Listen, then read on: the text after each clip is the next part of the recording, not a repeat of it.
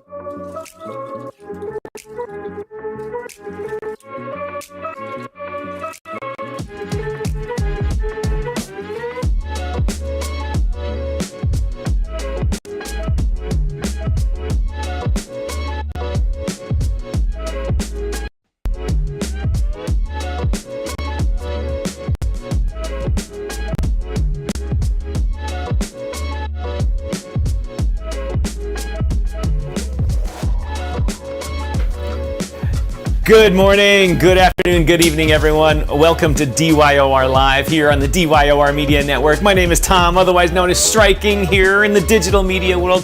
So glad to be hosting another episode of this great show. And as always, I forget to turn that music down a little bit. But anyway, we're broadcasting today here on a whole bunch of channels, including LinkedIn, ladies and gentlemen. We're giving LinkedIn another shot here. So we're all over the internet. Wherever you're watching this from, make sure to drop a comment or two and let us know that you can hear us all right, you can see us all right, and you are really interested in our content. Then anyway, ladies and gentlemen, it is January 29th, 2025, and we've got a busy day for you. We've got the FOMC meeting coming up later. We may be on the air when they drop whatever news it is, so we'll watch the markets for you. Anyway, Pedro is going to go over the implications of what's going on with that. And of course, we're going to talk crypto. And we could not go a whole day without talking Trump. And why would we talk about Trump? Because he's continuing his money-winning strategies. And those are become president and change all the policies of the government to support making goals. So what he's doing, the Trump media organization that owns Truth Social, is partnered with Charles Schwab to create a company called, my software is dying. No, to create a new company called Trump Media. Hold on, Truth.Fi, hold on, let me get this problem sorted here. Truth.Fi is a company that, is going to partner with companies for the unbanked. The crypto companies, the custodian companies, all of the companies that have been saying, we've been unbanked by the powers that be. Here we go. Running low on memory here. Gonna have to get a new computer here soon, Pedro. But anyway, so that's an interesting story that came across the wires today. Mr. Trump is once again pushing our industry, pushing it, and it's making him a couple of $1 billion. So here we are trying to FOMO into things and get rich or die trying, and all he does is become the president and change everything, the whole policy, the whole government, and he will become even more wealthy. But anyway, Pedro Garcia, what's happening today? None much, man. It has been actually kind of crazy. Speaking about the unbanked and what's actually happened with Charles Schwab, especially what we're seeing where that may lead. It is one of those things, man, that it definitely had a, what's the word I want to use? It definitely had a I hate to use the word situation, you know, because it always reminds me of Jersey Shore's The Situation, right? But it's kind of like that, right? With Bitcoin, because Bitcoin, you know, obviously Trump is pro crypto. Obviously, he's setting up with David Sachs, also our sister show, Swamp Creatures. Thank you so much. The Swamp Creatures. That was so hard for me to say, bro. They talked about a couple of the other appointees that Trump is bringing to the cabinet, and I'm sitting there and I'm like, there's this situation going on with Bitcoin where it's like definitely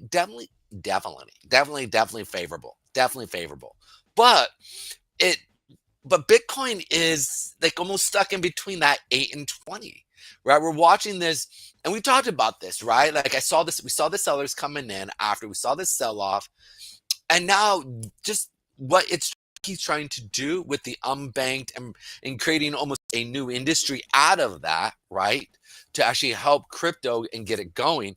And we're watching the chart itself kind of going, okay, all right. Like it's not like woohoo, let's go. It's like, okay, but what else can you do for me? You know what I'm saying? It's almost a situation going on. So what have you done for me lately?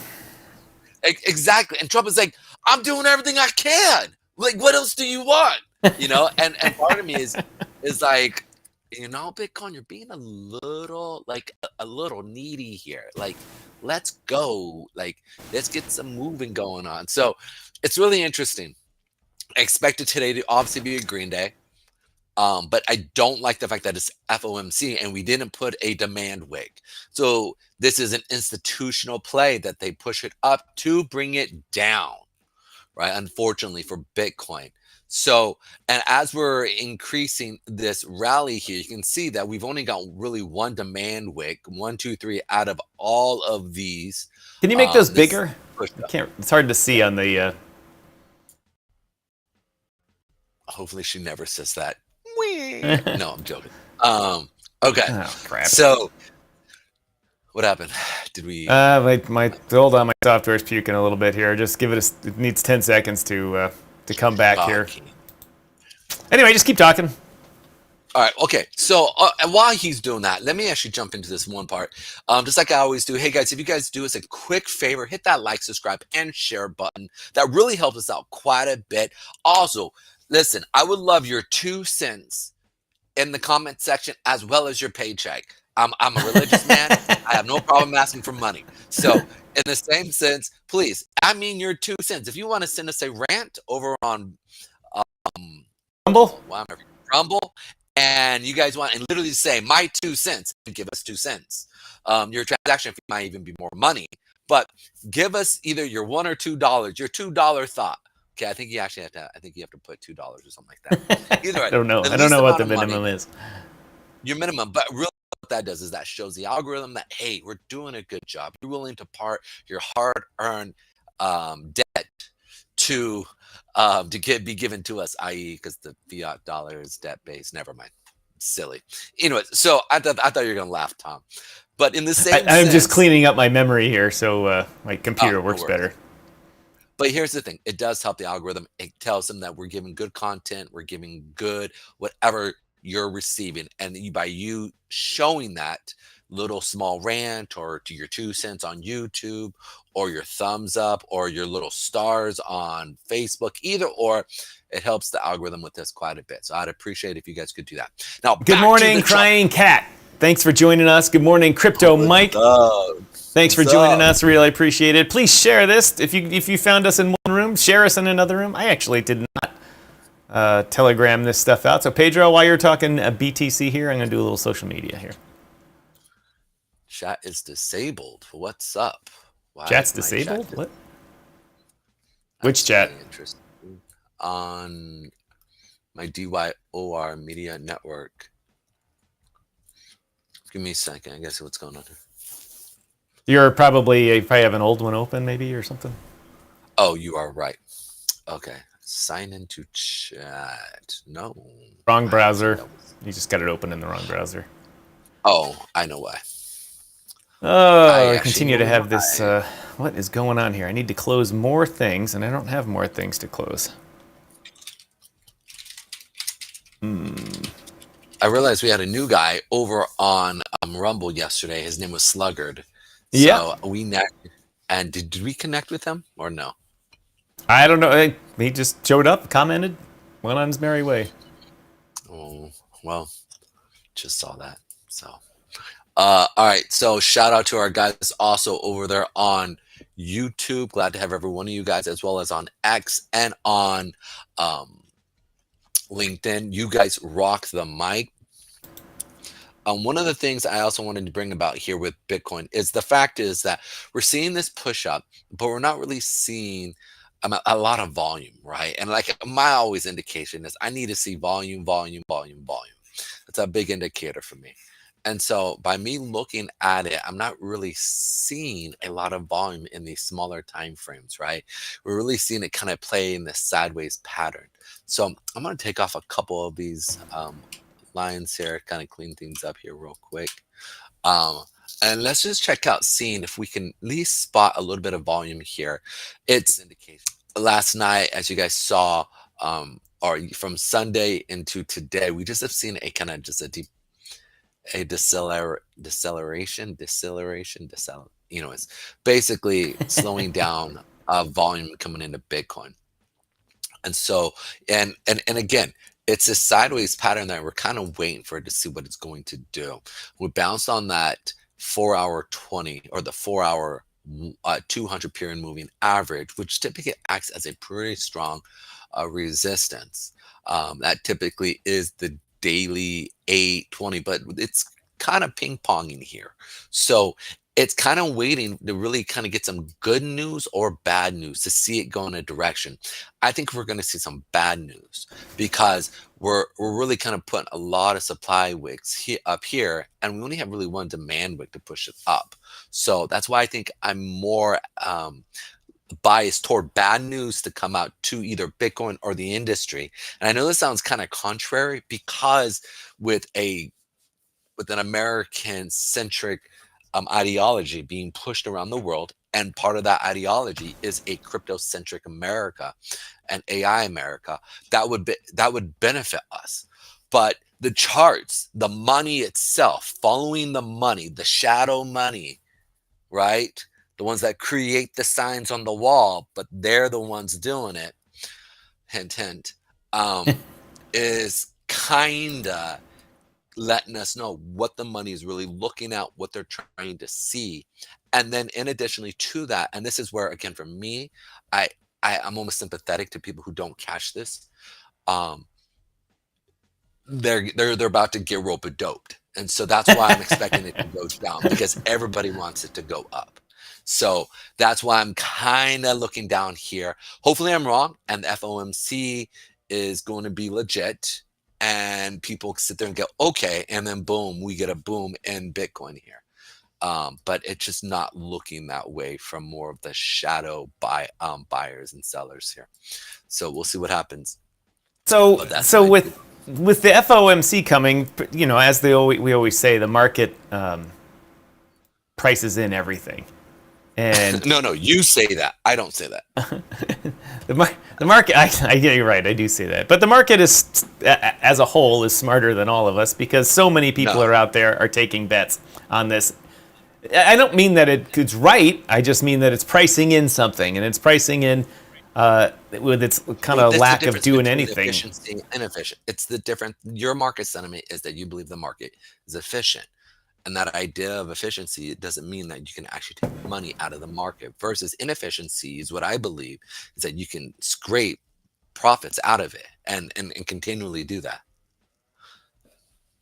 No, trust me, day traders all over the world show that you can take profits out of the market at any point in time. What I'm talking about is that the institutions are saying they're betting the market's going to go one way, and that Jerome is going to announce the market to go in a certain way, of which I don't know. I haven't been paying attention to it enough since the change in administrations. Obviously, Mr. Trump would like the rates to go down, but he doesn't have any control over the Fed, even though he likes to think he has a magical dictatorial powers over it to say the rates are going to go down. And of course, if the rates do happen to go down, or at least stay unchanged, I'm sure Mr. Trump will take credit for it. But really, it's Jerome Powell sitting there going, man, I don't know what the hell's going on. The government is in big flux right now with change, and change doesn't give us any good data. Change just ruffles the data, like the surveys of sickness did to like the data for 2 or 3 years on how people do things. It just threw in a wrench to the whole thing. And I'm not saying that the change of administrations is bad, by no means. I'm just saying that with the amount of change that's going on, everybody's doing this. Yeah. That's actually a good explain. What the hell is going on, Earl? I don't know. Let's wait it. In other words, what the hell, Bobby? They need more data, and so they need a couple more months, maybe even 6 months to a year of data, the economy, to see how the changes in the government really affect it. Well, can I jump in real quick? All right. Go ahead. So let's go ahead and pull this up. And then I know you need to take care of some out of your throat there. So one of the things I wanted to bring up, because I think it's so important to be paying attention to, is that where's the money actually being put into the 10-year yield and the 20-year yield here in America, right? Are they taking money out, or are they taking money in? And so we can definitely see on the charts itself, right, that from I made this all big. January 15th, where Trump made it very clear, I want to see rates go down, even before he got inaugurated, right? And then again, in his inauguration, we saw this, on the 20th, right? When the market opened up on the 21st, we saw the market pretty much rebound up, which if it goes up first, what must it do? Go down. And that's exactly what we saw where you saw it come up, hit the 8-period moving average. And we talked about this as it started to sell off. This idea that lower rates means increased profitability when you take out loans. Low rates also indication of a potential kind of inflation. You can have some inflation that correlates with that. Morning, Chuck. Right? Thanks for joining us. Because money becomes too free to go back and forth. So, or back and forth in business, right? There's the constraint for it. And then what happens is you get a ramp up in the natural economy. And then you have people raising their job employment rates. I just totally messed that up. Basically, your hourly rate will go up. And that's really what we need to see, right? To actually help stave off deflation. Because if we cannot get people to start buying in the economy, okay, which the Biden administration lied about quite a bit, right? I shouldn't say that. I hate using such. They clearly had a meeting somewhere and said we cannot put these correct numbers out. There's no way that's just one functionary that was like, no, I'll just fudge these, or oops, got my eyeglasses wrong there and click the wrong button on Excel spreadsheets. You know, there was definitely policy directive, and there's probably whistleblowers going to come out going, you know, from report 1, 2, 3, 4, 5, saying, yeah, I printed out those emails before they erased them. Here they are. Dude, if that actually happens, you understand how big of a deal that would be. That would be just ginormous. Ginormous, bro. Democrats would be wrecked. Well, here's the thing. I don't even think it'd be the Democrats. I think it would be the previous administration and the ones who literally, because the staffers knew that what Biden was going through, right? And so many times now we've seen, you know, kind of some whistleblowers saying, well, he really didn't know what he was doing. We saw him do this, and then we asked him about it, and he's like, wait, I didn't do that. And then obviously, well, they showed him, yeah, you did. And then he had to retract and kind of go back and change certain things. I think this has to do, again, with his mental capacity. And it was the staffers as well as the people who guided him, right? And in that guiding aspect, is it Biden? Was it Kamala who was running things? What was it? Who was running this? And those are the people who really need to kind of be just saying, all right, look, we screwed up. We didn't know what to do. This is what happened. I think the American people would be more appreciative of that than, and maybe he started off very cognizant. Maybe he started off doing well, but as the stress, because he had a very stressful presidency, his cognitive ability started to decline. I don't think it was that stressful. I mean, he didn't get going till like 11 a.m. because he'd wake up and the staffers would be like, "You're still out of it, man. We can't have any meetings here this morning." And get to 11, and then he starts talking about lunch, and 11:30 lunch comes around. 2, he makes some kind of speech. Yeah.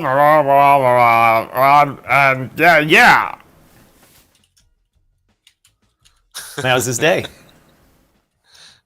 I mean, it wasn't like he was saying, "Oh, I'm going to spend 2 hours talking to reporters today and asking questions or answering questions." Well, like Mr. Trump did. At the very beginning, though. Was right. that at the very beginning of the presidency? Did his, let's say a year and a half into it, his mental capacities? Remember, he was literally down in the bottom of his house, right, in the basement, which what we all heard, right, basically fleeing and staying away from COVID and advising everybody to do the same thing. Right. So there's this moment where then as we started coming out of COVID, where we started realizing he's really not all there, and then obviously, the debate happened and we saw. Boy, that debate was the end of it. Anyway, welcome everyone on LinkedIn. Thanks for joining us today. Really appreciate it. We're having, as usual, a couple of technical difficulty problems here today. With the old computer here. And so as a result, if you or someone out there who has a crypto project or a company that wants more eyeballs in their project and wants 2 guys to talk about your project, let us know. We're looking for sponsors, especially technology sponsors. If you work for CDW, hey, get us to your marketing department. Was that just a pitch for money or what, Pedro? I liked it. It was good. But anyway, we don't broadcast much on LinkedIn today. We went back at it, had to get some good stuff to talk about. We were also on LinkedIn this morning with the Crypto Swamp Creatures. The Swamp Creatures did a episode about the picks that President Trump has made for his various councils and all the new crypto councils, the PCAST Council and the PDACA, or something like that. So, it's not Picaka. I actually wrote it down. Shoot. I have them here somewhere, obviously. But if you check out our past episodes of the Crypto Swamp Creatures, our sister show here, you'll like them. More of a crypto policy meets Washington, D.C. bent on things. Shout out to Chuck Jansen here. Crypto Mike is having a daily joke about Chuck, and it's been really good. Chuck Jansen has taken over the place for Chuck, who's the movie star that wins all the battles and all. Yeah, he's taken over the role of Chuck Norris here. Did you hear what scientists found? They found that Chuck's tears cure cancer. The problem is, Chuck has never cried. So cancer has never been cured. That's good. That's good, Mike. I like that. Yes. Chuck, Dr. J says, Norris who? And great impersonation. I guess that was from my Biden administration. Listen, when Dr. J does push-ups, he doesn't push up. He pushes the world down. All right. That's right, ladies and gentlemen. All right, Dr. J. I think it's real interesting to see what we're seeing with the rates. I think traders are kind of positioning for it to go down. We've seen it get below the 8 and the 20. We're watching the 50 kind of go sideways here. And so I'm expecting to see our rates either go down or at least stay stagnant, because this is what we're kind of seeing. Now, the Fed has already said that they're looking to drop the rates twice this year, right? They've talked about it. They haven't said when necessarily, but we know that they're talking about it. So it's really interesting to see. S&P 500 went up into the evening, and then we saw a sell off around 4 o'clock, 5 o'clock West Coast time. And so that was about 8 o'clock our time, and then come the open on the S&P 500, we saw the sell-off, and now we're continuing down. So it's almost as if this idea that they're probably going to be stagnant on the interest rates versus keeping it. Now, it all depends. Is this drop off that we're seeing currently right now at the S&P 500 a ploy to bring in the sellers so that the institutions are buying? And as I'm looking at right now, it potentially could be, simply because as I'm looking at the 5-minute on the ES, which I don't have current data here, so you guys really can't see what I'm seeing here on the ES, which is the futures. But you can see, oh wait, do I? No, I don't, sorry. I'm 15 minutes behind. You can see here that we haven't really put a lot of seller wicks here. So it's more or less we've had kind of maybe potentially profit taking and then dropping it down to yesterday's open price. So this is potentially kind of just trying to pick up orders here. So I'm still trying to gauge which way the S&P 500 is going to go. I do have a bearish standpoint on it, simply because certain things that I'm looking at in the market kind of indicate to me what it wants to do. So let me make sure that I am positioning this. Now, Tom, I want to ask you a quick question. Have you been paying attention at all to the DeepSpeak again? Since we spoke about it yesterday, I have not done anything with it, but I did notice that Perplexity integrated DeepSpeak R1 into its platform, as have a number of other AI platforms too. And I also noticed that there has been a number of rug pulls out there claiming to be an official DeepSeek token, as if the Chinese government was just going to launch a nice token and promote it on Telegram and then rug pull it. There's been lots. If you're North Korea, I think that could happen. Yeah, there's no doubt about that they would do that. But like you said perfectly, yeah, there's just a lot of things that potentially that we could be dealing with. But I think what the reason thing that I'm hinting at more or less is they have a new image creating system that is supposedly pretty high in kind of the fonting aspect behind it. It can create better pictures per se, but not necessarily as crisp. So, and then its reasoning behind pictures isn't necessarily really, really detailed. Like, let's say if you put, if I was to sit there and say, how could this picture behind me apply to government policy? If you put this to the ChatGPT model image Dolly 3, it could potentially say, well, meaning there might be shadow governments within the government, and it's actually the government that just says one thing to appear one way, but then behind they do a different thing, right? Like, ChatGPT could really kind of parse that out. Whereas I still don't know why I keep wanting to call it deep seek. Is it deep? Why is my brain doing It's deep seek. Yeah, it's a deep seek because I keep wanting to say either deep speak or deep seek. My brain sometimes just does that. It wants to change things up, and I'm like, stop. Anyways, so the reason why I'm saying this is deep seek is developing a system where it's for a very low cost. They're creating something that it took 10, 20, 50 times the amount of money that the big juggernaut houses of AI basically did kind of around the same thing.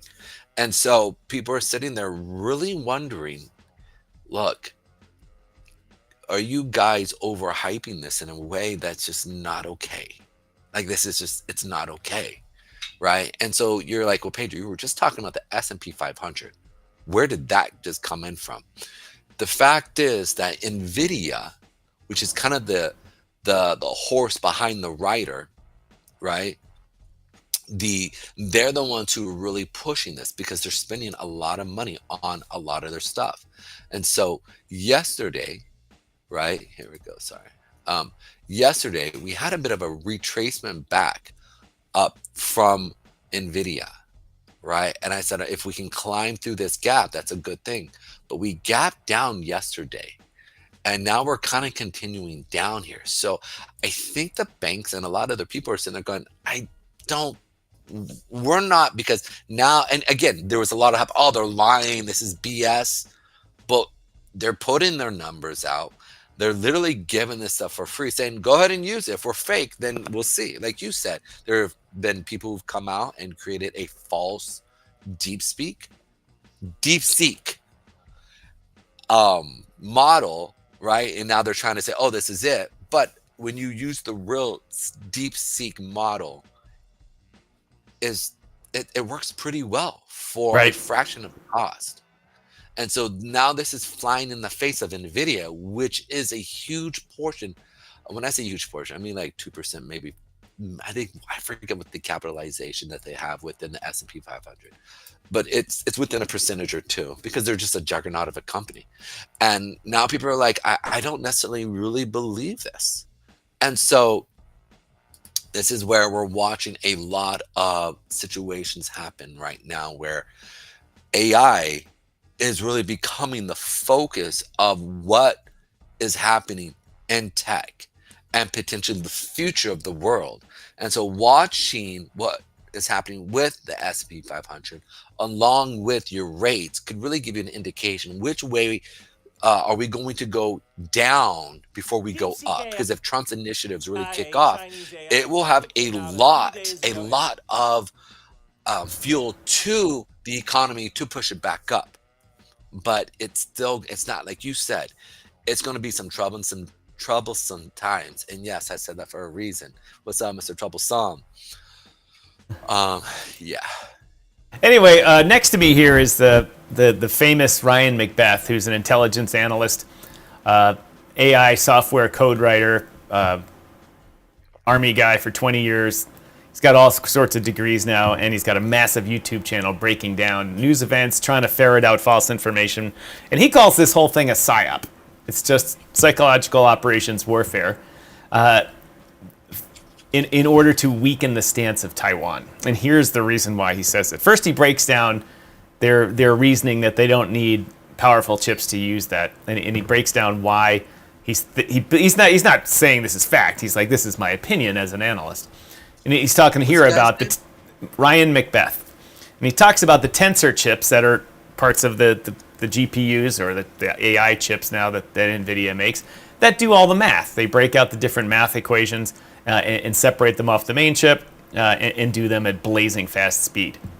And he talks about how you can't do all of these calculations without those things. He said you can't just do it on a regular chip because regular chips don't have the math things for them.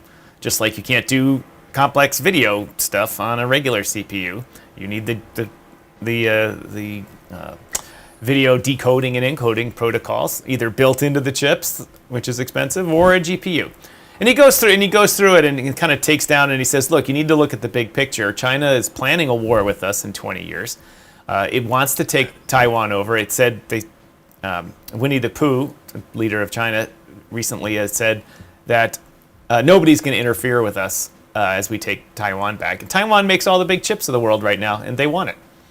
It's easier for them to take Taiwan and even lose 5 million people in a war because they got 1.6 billion people to take it back and claim all those factories to make all the good chips and get ahead.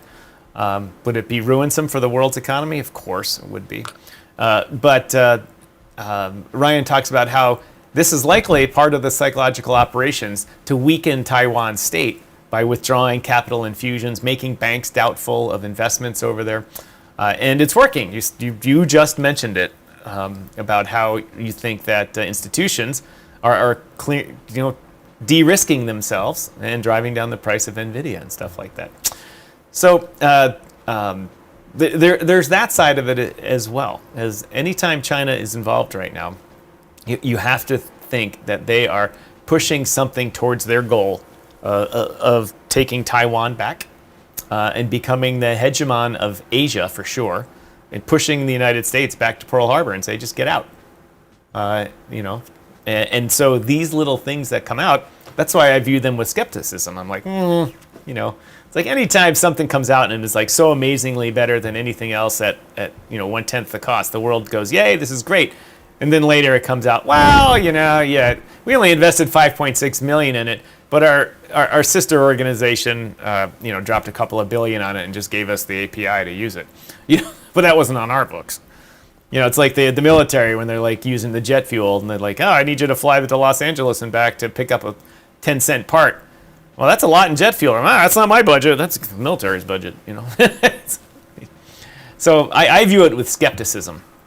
And I'm not saying it doesn't work. Shit works well. Everyone that's tested it works great. You can download a small version of it to run on your laptop and stuff like that. And all that works great. But they all work great now. All of the AIs work great. Maybe the superpower users can find the difference in them. Like you, Pedro, you spend a lot of time working on those things. I don't. I find I use them for task-oriented things. So I'm not at that point yet where I'm like, wow, this is really something. I'm still thinking if it's coming from China, it's like something that came from the old Soviet Union. Everything has a plan and a reason. Well, it's interesting because, like, when you look at DeepSeek, they created, or the organization created it for two reasons. One, to trade. It was originally a trading bot to scrape the data within many of the social platforms, many price movements, and to put an algorithm how to trade the market. like originally, like that's what it was. And then on the back end, it turned into almost like a chat GPT, right? It is best used as an algorithm to gather data. And so I think that's a really good point, that this potentially could be used as a PSYOP mechanism to gather data. But here's the thing. You can still use it as a trading bot.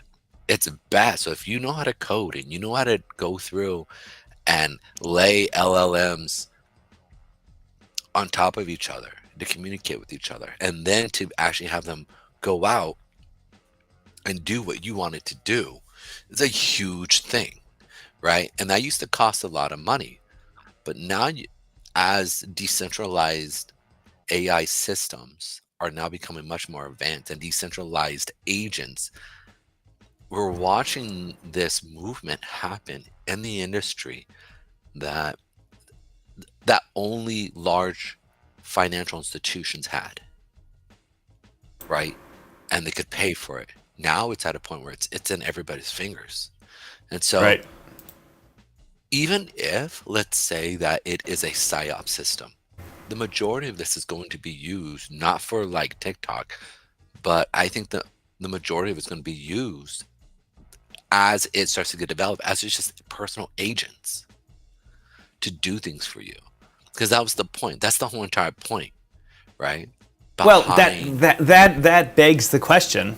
So you think of this coincidence, Pedro, and in the guys that you watch in the intelligence channels, everyone says the same thing. There's no such thing as coincidences in politics and geo warfare and that type of stuff, and information warfare. The TikTok is likely, regardless of what Mr. Trump says, is going to go away. TikTok was gathering in the United States, or change ownership, or whatever the story is. It was gathering massive amounts of data on users, on everyone in the world, but especially American. And they had the ability, as reported by the intelligence community, to profile people to figure out which people they need to pay attention to. Do they need to pay attention to the 18-year-old girls dancing and doing that stupid little things that for some reason get 1 billion views? No, they don't give a shit about them. Do they care about the guy that's got TikTok on his phone but also surfs a lot of computer IT, defense-oriented stuff, that type of stuff? You're darn right. And they monitor that guy. They monitor where he goes. They monitor who he interacts with. They build his contact network out. They know where he works. They know when he takes a shit because he sits in the same place for 10 minutes with the phone accelerators just doing the same thing. They know everything about him. When that goes away, how do they replace that? They don't get him to go to that Red Note or whatever it is, that other communist app. They say, here's something new and better, this AI DeepSpeak. And DeepSpeak has been the #1 downloaded app on both Apple and Google Play stores in the past couple of days. It's right. Getting on people's phones in an amazing rate. And all that data is being hoovered up. And, Apple and Android and all this Google Play can say, no, we have checks and balances for that type of stuff, which we know they get around like crazy. Both operating systems. Apple is a little bit more locked down than the Android system. But most phones in the U.S. or in the world are Android. In the U.S., there's a big amount of Apple phones too. But still, they hoover up that information and send it back. And suddenly, they've narrowed down. They've eliminated having to sift through 300 million Americans' data on TikTok and just to find the kind of 400,000 or 500,000 that are important to them, to pretty much the people that downloaded DeepSeek. Now you got me saying it. Downloaded DeepSeek. I know. It's like stuck in my head. I don't know why. And then they monitor their queries and what code they want it to do, that type of stuff. And we know, as humans, that people get lazy. And I don't care how strict you are about your coding and all this type of stuff. Eventually, you're going to go to an AI and say, my targeting information code is crap. I've got an error in here. Can you check it for an error? Boom. All of a sudden, DeepSeek checks it for an error and says, this looks like it's targeting software. And suddenly you've exported, ITAR-controlled software to China and committed a felony. Right? But didn't know because... Well, here's my question. And then all of a sudden we're being like Gary Gensler, who's recently been in the news lately, who were punishing people after the fact, who were trying to actually do the right thing. So I mean, like, is America going to sit there and go after everyday citizens because they they didn't really necessarily know that they were giving away information? I No, mean, but they could how does they could use that as a method to shut it down, though.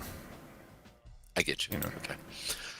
Speaking of AI and stuff like that, right now there is deals on AI coins. I mean, AI coins galore. Okay, so like if you're still thinking about getting, which I have not lost my love for AI coins. We're talking they're below my areas. I mean, Singularity DAO is literally almost at its base level here.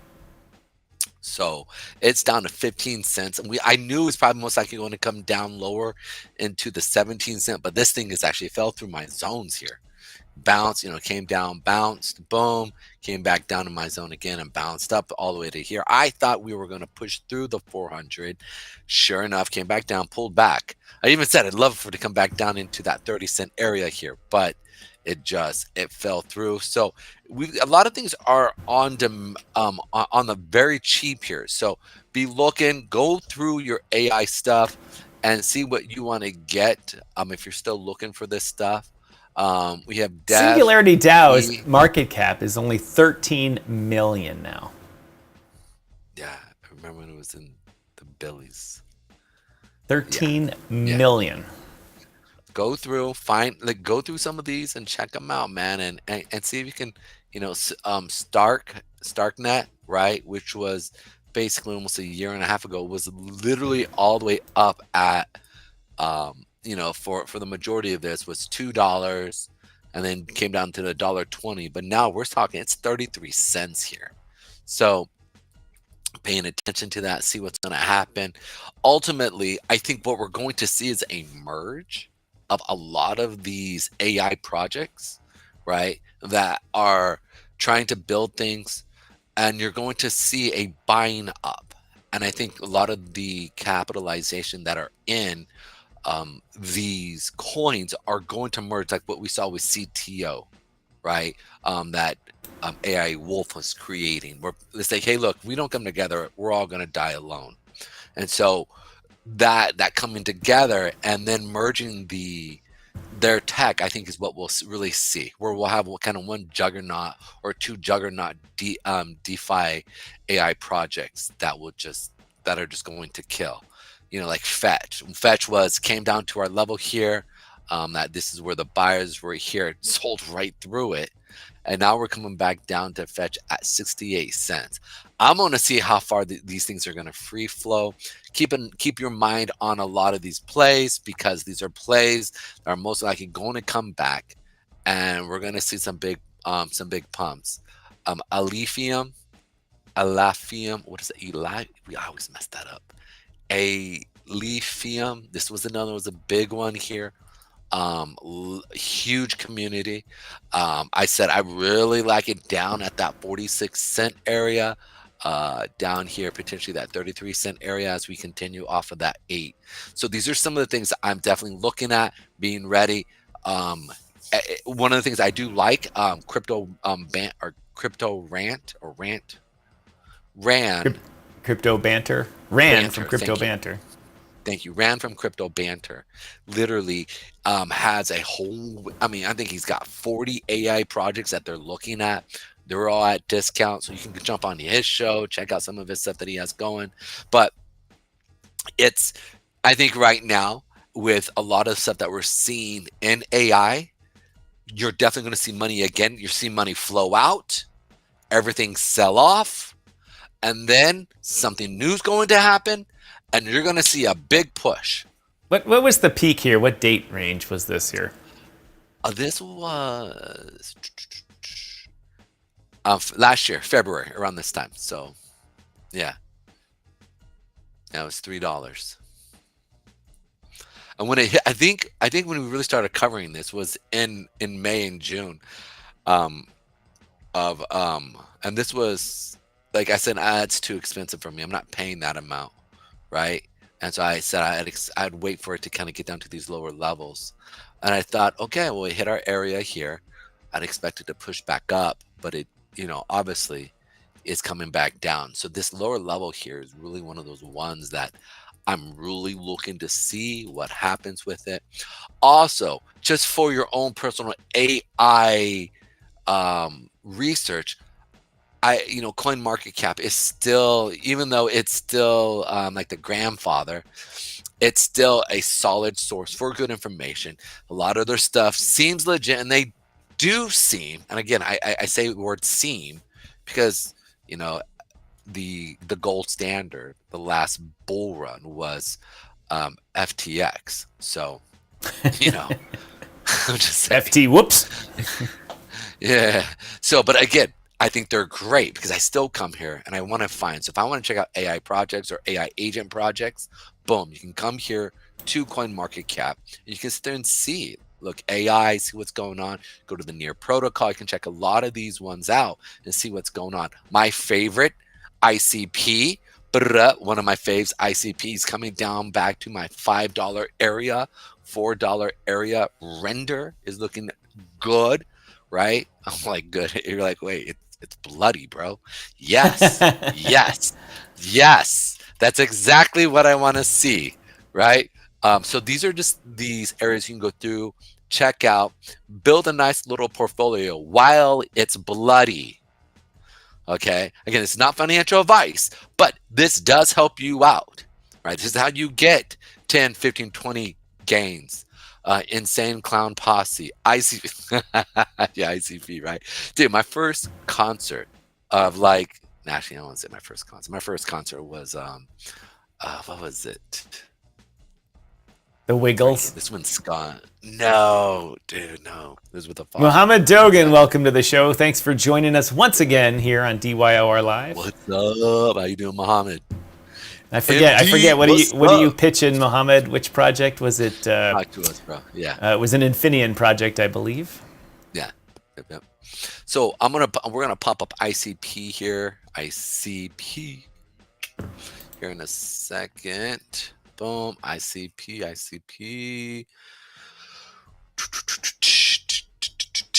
Here we go.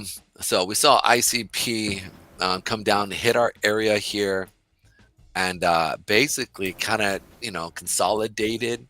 But that 8 period moving average, that 200 period moving average couldn't hold. So we saw now it's coming through here. My next area, you got 2 areas here, and again, this could hold. But I have a few areas that I want to see it come down to. One being right here. Right? So we've got that $6, $5 area is what I'm looking at. So it's 660 for the 631 area, and then the 511, 510 area. And if you're really kind of seeing if it's going to come down, I doubt it, but I mean, you never know. If we keep getting negative news on this could keep selling. But you can see it come down to that 394 area to the 375 area.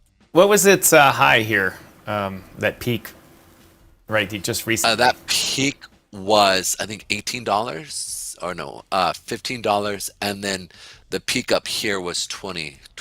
So it went from 20 to 15 to come back down. So I could see it coming down here to that $6, $5 mark area here, and then see again some good news to come out and see it go up higher again. So looking forward to a lot of these. Again, these are at a cheap price. Another AI project that I really like is, are we going to be doing Wednesday AI again? I know because we had talked about that. I'm trying to start that conversation back with Steve again to have someone talk about it. Steve. Yeah, I've actually got a couple people also kind of big names that I'm kind of talking with on the back. And so I told them we want to do a Wednesday, AI thing. And they're like, dude, I'm down, man.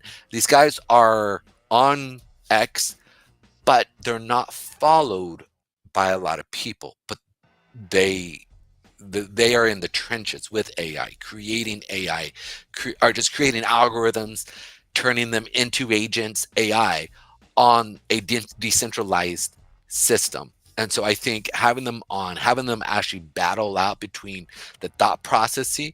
I was actually in the gym, like I spoke to you on Monday, and literally it was me and this guy started talking about what happened with DeepSeek. Holy dear Lord, help me here. All right. Um, dude, we were talking about AI. And all of a sudden, everybody and their mama in a group of guys, in the gym, when you go into the sauna, nobody really talks. Everybody sits there, sweats, and just miserable. That's how it works, right? We all watch Sports Center, and that's it. This guy came in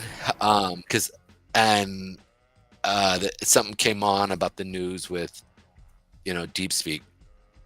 And there again, DeepSeek. Dude, just flows right out of my freaking mouth, bro. As if like Chuck says, someday Litecoin and DeepSeek are gonna happen. Yeah, give me some of that Litecoin. Dude, oh my goodness, it's like getting frustrating. And so we start talking about it. All of a sudden, like, we start talking, and everybody in there is just kind of, you see them kind of, their eyes lift. I mean, we don't look at each other in the gym, right? Or not in the gym, but in the sauna. Everybody just kind of looks past each other, right? Because we're all sweating there. And also Man, they're all just like in this. the sauna with you. Yeah, dude. Well, they're all like this. The sweat that must come off of that Pedro body must be epic. The next person that come in the sauna sits down. What it's Lake Erie in here. What the hell? Because I drink a ton of water. That's why. He does. He drink a ton of water. We were setting up in Toronto, and I'm in my suit and jacket and just kind of lifting stuff. And Pedro's in I don't know what you're in. You're a t-shirt of some sort, and he's drenched. And I'm like, holy shit! Look at this guy go. Yeah, I sweat really I can't imagine in a sauna. You probably lose 10 pounds in a sauna. I do. Probably it's probably more like 15. I legit, because I sweat well. If you can sweat well, girls are like, ew. But like, if you can sweat well, you're healthy. I know it sounds weird, but it means your body can push out. It's true. Get those toxins out of that body. So jumping back here, we're sitting there, dude. I couldn't believe nobody was leaving. Me and this guy talking high level stuff, okay, and talking about how this one is working and how this one, and we're talking about DeepSeek.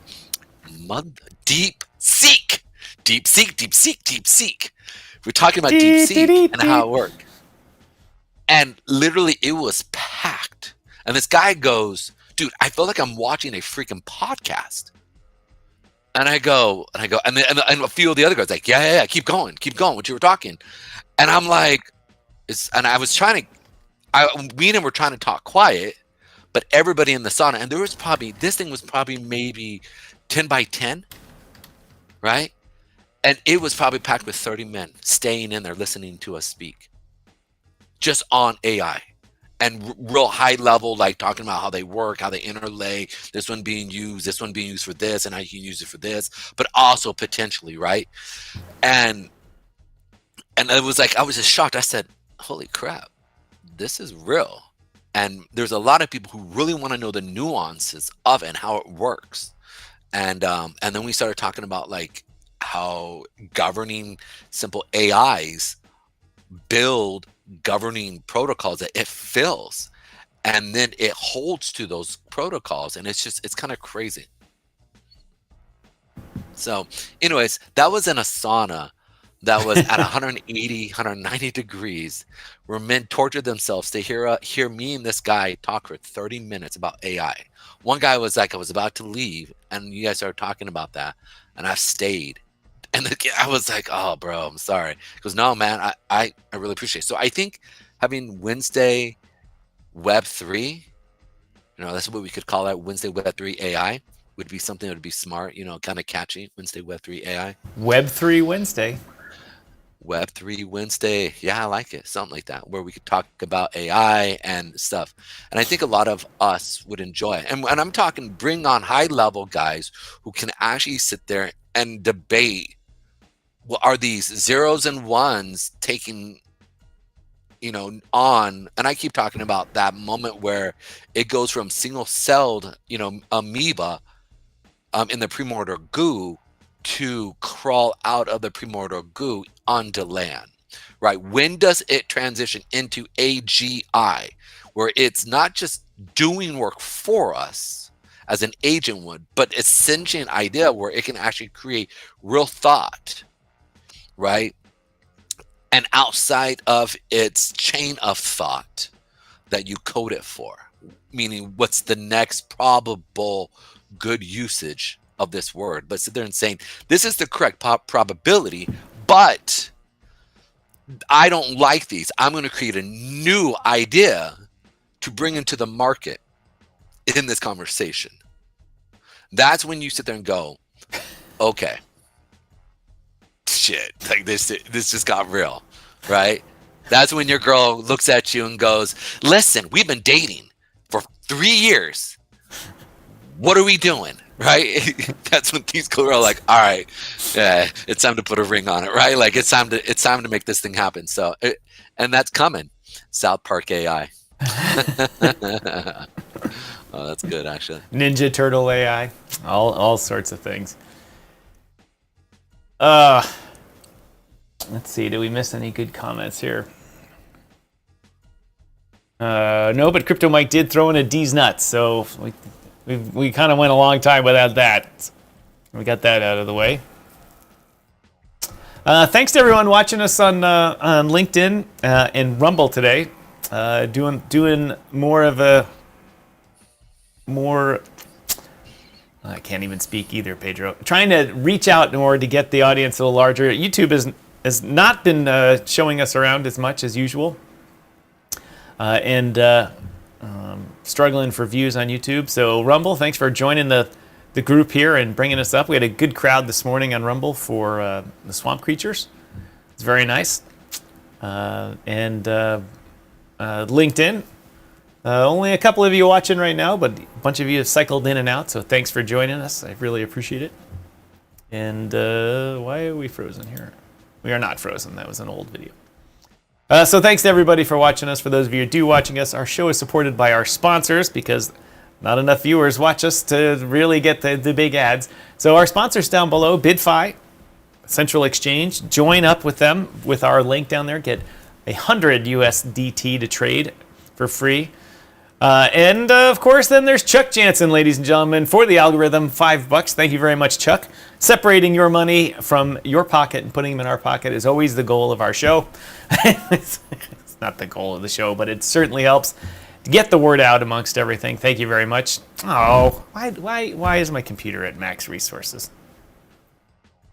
Today's show, Trump Media and Charles Schwab.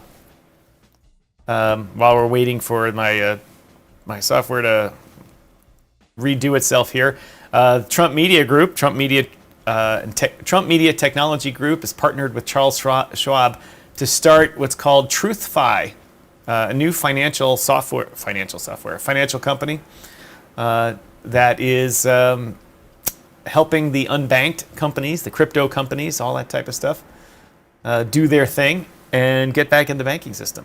I see my virtual background is changed now. Very interesting. Anyway, I don't know what the fuck is going on today. But thank you, Chuck, for the $5 super chat. Really appreciate it. Chris, Extreme Car Care, good afternoon. Thanks for joining us. Appreciate it. Mr. Manchester. Let's see here. I think one of the things I think is actually kind of cool is KuCoin's coin here. They kind of banned themselves from America because some of the legislation that happened with the previous administration, right?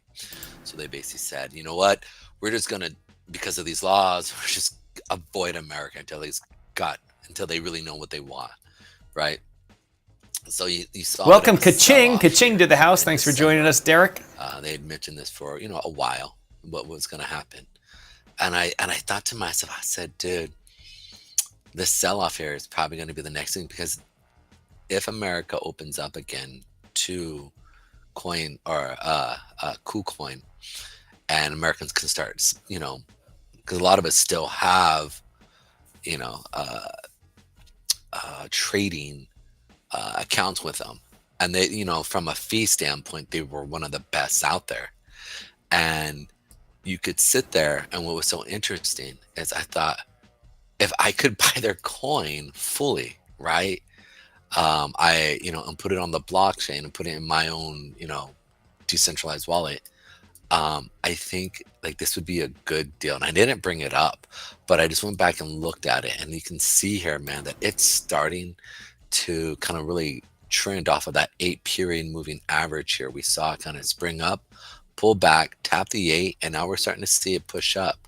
So potentially, if you can buy KuCoin, if you're in other places, this potentially is the next leg, the start of the next leg up to potentially get to that $18. And if it blows through that $18 mark, a 23 and 22 area is that next area as well. So it's just giving you guys heads up, so and your stop is going to be below the 8-period moving average on the daily chart there. So you're talking, this would just be a good little play if it does start to take off here.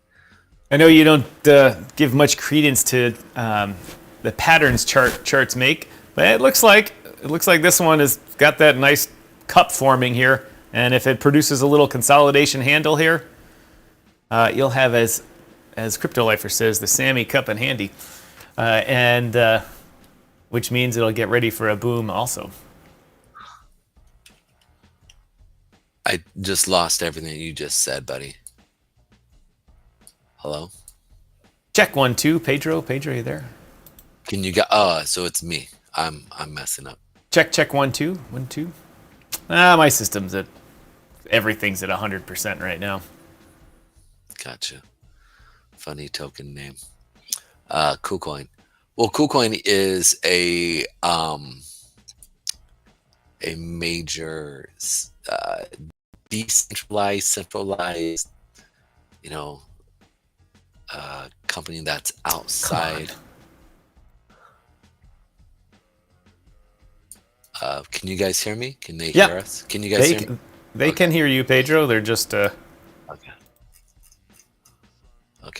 So one of the things that I'm looking at here is really looking at this idea that I want to play this mark around it. So if we see it come back down and tap that 8, you want to get in at this level here. Obviously, don't get in now. Wait for the kind of pull back to the 8-period. And we want to see it with volume. We can already see volume coming into KuCoin and with that next leg up. So I would expect to see that. Now, jumping back to what you were talking about, the debanked, there were also a lot of people who were trading with KuCoin who were debanked. And right. So I know there's a big initiative there's a big initiative right now in Washington. I'm actually trying to kind of get it going hard in Washington, whereas people who are debanked, who basically got put out by the old administration to get going. Trump put some connections with Charles Schwab to really go through. But again, we're basically sending a wolf to the sheep's pen to govern the sheep with Charles Schwab going in, trying to help with debanking. I'm just saying, I mean, I'm not trying to, it's kind of, and maybe he doesn't understand that. I don't know. We know that he wasn't the best at his previous term, understanding fully who's for them. I think we're going to see some things. I think we'll see some backlashes regarding that, because I think like we saw with the ETFs, right? I said it's putting the cart before, or it's putting, the cart before the horse, or as I say, putting the horses in front of the Ferrari, right? Like it's just, there's really no point to it. This is what I think we'll see with this initiative with debanking with Charles Schwab. I think there's probably going to have to be some things where he'll sit there and go, "No, you guys screwed it up." We know that Truth.Fi is going to, is going to help with this debanking thing, but everyone else is going to also, now that the government isn't pressuring people to be like, oh, you can't deal with crypto stuff, they're going to be like, and you need to deal with crypto people, and we're going to give tax breaks to companies that come back to the U.S. But see, Trump's no dummy over here. If you're going to be a major player in his administration and you don't have, there doesn't need to be any implicit agreement. You don't seem to have a big account at Truth.Fi. I bet you don't have as much influence. So suddenly, Mr. Trump will have many billions of dollars under management. I should say his company does, not him. We'll have many billions of dollars under management, and because people will be like, "Wow, we better, we need favors from the White House, so we better put money in his company," which, frankly, I don't like at all. I like it when a president puts all of his stuff in a trust, blind trust, when he's the president, so he makes decisions based on what's good for the country, not what's good for his pocket. It just so happens right now our pockets are lined up with his pockets in goals, so we don't give him as much grief. Right, but if I went over to Blue Sky Social right now and looked on Blue Sky, people would be losing their heads over this. They'd be like, ah! Can't have the president starting a financial company in the middle of blah blah blah blah blah. Their biases are the opposite of our biases. So. Well, Anyway. Here's the thing. Even Jack Dorsey endorses crypto. So this is where it's so interesting, right? Like, there are a lot of tech companies that endorse crypto that are in lockstep with the global elite agenda, right? So it's really interesting to sit there and watch that dichotomy between the two actually play out. And here's the other part. I know many Republicans that are very conservative are opposed to crypto as well, and they keep like, but I don't understand why we're doing this. And I go, and I keep reiterating, this is the difference between Kodak and digital cameras. Okay, it was such a big difference here, right? From going from the 70s to the 90s. Okay, from that little bloop bloop, right, to that, I used to carry around the flash bulbs. A set of 8 flash bulbs you'd put on top of your Polaroid. That was real. That was epic at the time. But as technology progressed, you needed to make sure that you were in line, and they weren't. And so I just keep saying, this is the next thing. I was talking with Jared, Mr. Sessler, and he asked me, he goes, here's the thing, it's too hard to get in and out of things. And I go, it's not too hard. It's opening up a computer too hard, creating an email and a Facebook page and a what else is that? It's normal for us, but just difficult for a late boomer. Taking a picture and sending it or uploading it somewhere. Oh yeah, and texting it. Yeah, basically taking a picture, uploading, and texting it to somebody, right? Like that to us is click, click, click, click, click. It's a few, it's maybe 15 buttons you got to push, but we understand the concept. It's real simple. And I said, I'm not expecting some 60, 70, and 80-year-old boomer to really get this. Okay, this isn't for them. This will help them, but I'm thinking 15, 20 years down the road here, when I'm in my 60s, right? When I'm in my 70s, this is going to be the difference between a Kodak camera and a digital camera. It's happening, right? You're creating the future right now. And so this idea of helping this nation, America, get out of its own way and embracing the idea of what crypto can be, and the juggernaut of a economic stimulus it can carry throughout history, is a huge deal. And I think Trump sees that. And so I said to Jared, Jared, you understand how to do these small little things that are simple compared to, let's say, your mother. Okay. The idea behind it is this: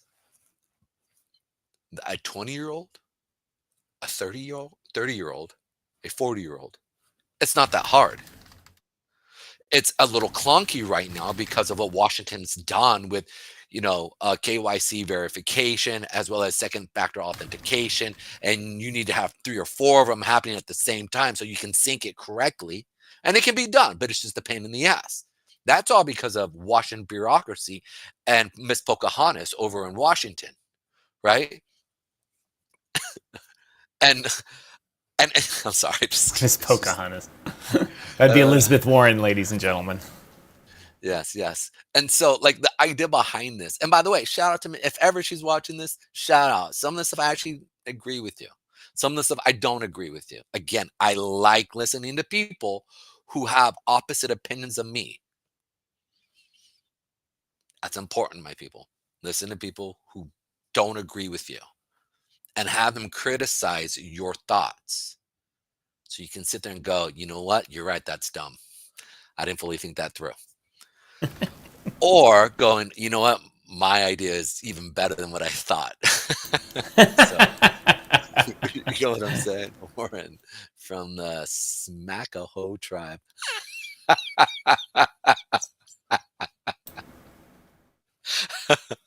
Oh, Chuck on a roll from a Smackahoe tribe. And she might have been. I don't know. We'll see. She could have. What was it? She was like point. What was it? 1 or 2% or something like that. Yeah, something. In Canada, that qualifies you to own a casino. You should see it. It's so pathetic here in Canada. All the top members of the tribes, all of them are as indigenous as I am. They're like, it's so ridiculous. It's like they keep changing it. Oh, well, you have to be 1/4. Oh, 1/8. 1/16, 1/30. Well, the younger generation, if they can be 1/64th, then they can be fully indigenous. And like, I 1/64th. I'm probably indigenous. Once my grandfather lived in Nebraska grew up in Nebraska. At some point, 100 years before then, someone probably married an indigenous person that I can own a casino too. Now, in the U.S., we'd call bullshit. But in Canada, they're like, oh, here you can put on the special earrings and wear the feathers and stuff, and we'll give you free money. Drives me crazy. Oh, man, it's like one of the guys' name was like Paul Schwartz. I'm like, dude, do you go to Temple? Yeah. The indigenous to Israel? Well, yeah, I spent many years of my life in Israel. Come on, dude. So how do you have the feathers? Maybe Crypto Mike's like, very true. Very, very. But that's not. I throw shade at that. There are, Mrs. Striking's friends with a couple of the indigenous leaders who actually are indigenous and speak the local language, their local language, and actually look indigenous and that type of stuff. But there's plenty of charlatans. That's Métis too. Yeah, they just some of these tribes had gone away. They were gone, and then someone's like, "Well, I'm 1/64th that tribe, so I have the right to bring it back." And the government's like, "Okay, here you go. You can have the whole thing back and rights, and you can have your language back and all this type of stuff, and we'll teach the people language." And they just make the shit up. That's it. It's like, wow, your English sounds like drunken English. I'm going on too long about that. Drives me crazy up here. All right. Chuck Jansen, I am. Well, let's have some good news on that. Let's finish that diatribe off with good news. Chuck says, I'm helping the Tonkawana tribe start an urgent care for their region next to the casino and movie theater. Well, there you go. Smart man. That's actually a really good area because one thing, when I spent some time down in the Navajo reservation, because back, I think how old was that? 21? A buddy of mine got out of the military, met this girl online who was part of the Navajo tribe. And so he convinced me to drive with him down to the Navajo tribe to surprise his girlfriend who was graduating from college the next, that day. So he's like, I can't drive the whole entire way. Do you want to drive? So I said, yeah, dude. All right, it sounds cool. I'll go to basically free vacation. I'm down, dude. Get to meet hopefully a Pocahontas princess, which I did. The Pocahontas princess. I'm not joking, but this girl was beautiful. Dear Lord, I still remember. But she was like 17. I was 21. But she was, dude, she was going, I'm a 17, 18. I don't know if she was 17. I want to say she was 18, but now I'm really guessing. It doesn't matter, dude. She was like the princess. Like, no joke. She came in and I was like, what? And What you talking about, Willis? Dude, I was yoked up, dude. Like, yoked up. Like, what's up, man? Like, I've shown you pictures of me. I'm at 18, 19, 20, 21. Even up to my 30s, right? I was yoked up. And I remember the head guy, the patriarch, came up and was like, no. And she was flirting with me. And Get out. He was very, no, he wasn't get out. It was, if you're gonna do, if she's, I can see she thinks you're cute. You think she's cute, cool. But if you're gonna do it, you're gonna fall in line. And so they drink, bro. They drink and they hang out and they're rowdy, and it's every night. And it's not like it's not a negative thing. It's the whole entire family comes over. The whole entire family hangs out. And they all talk about gossip. They gossip about people, and it's very family oriented. Extreme Car Care says, my dad opened one of the first bingo and casinos on an Indian reservation nearly 40 years ago in Albuquerque. Look at that. Look at the Brits having a connection to Albuquerque. New York? No, not New York. Albuquerque. Oh, Albuquerque. I'm sorry. New Mexico. New Mexico. Why am I saying New Mexico? Holy crap. Geography. Anyway, we had a request to go over BNB because their Binance is in the news again here. Yes. And that's not for anything good.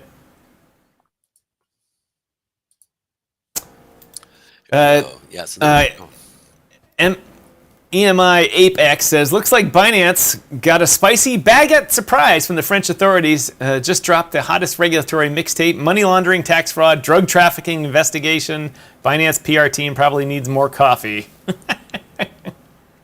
France coming for Binance now. The investigation has been going for a few years, but now extends to likely have assisted in habitual money laundering, in particular drug trafficking, tax fraud, also running non-licensed operations, and failing AML, according to French media. The French have been on a roll lately, Pedro, for tightening the screws on anything, and I cannot figure out why.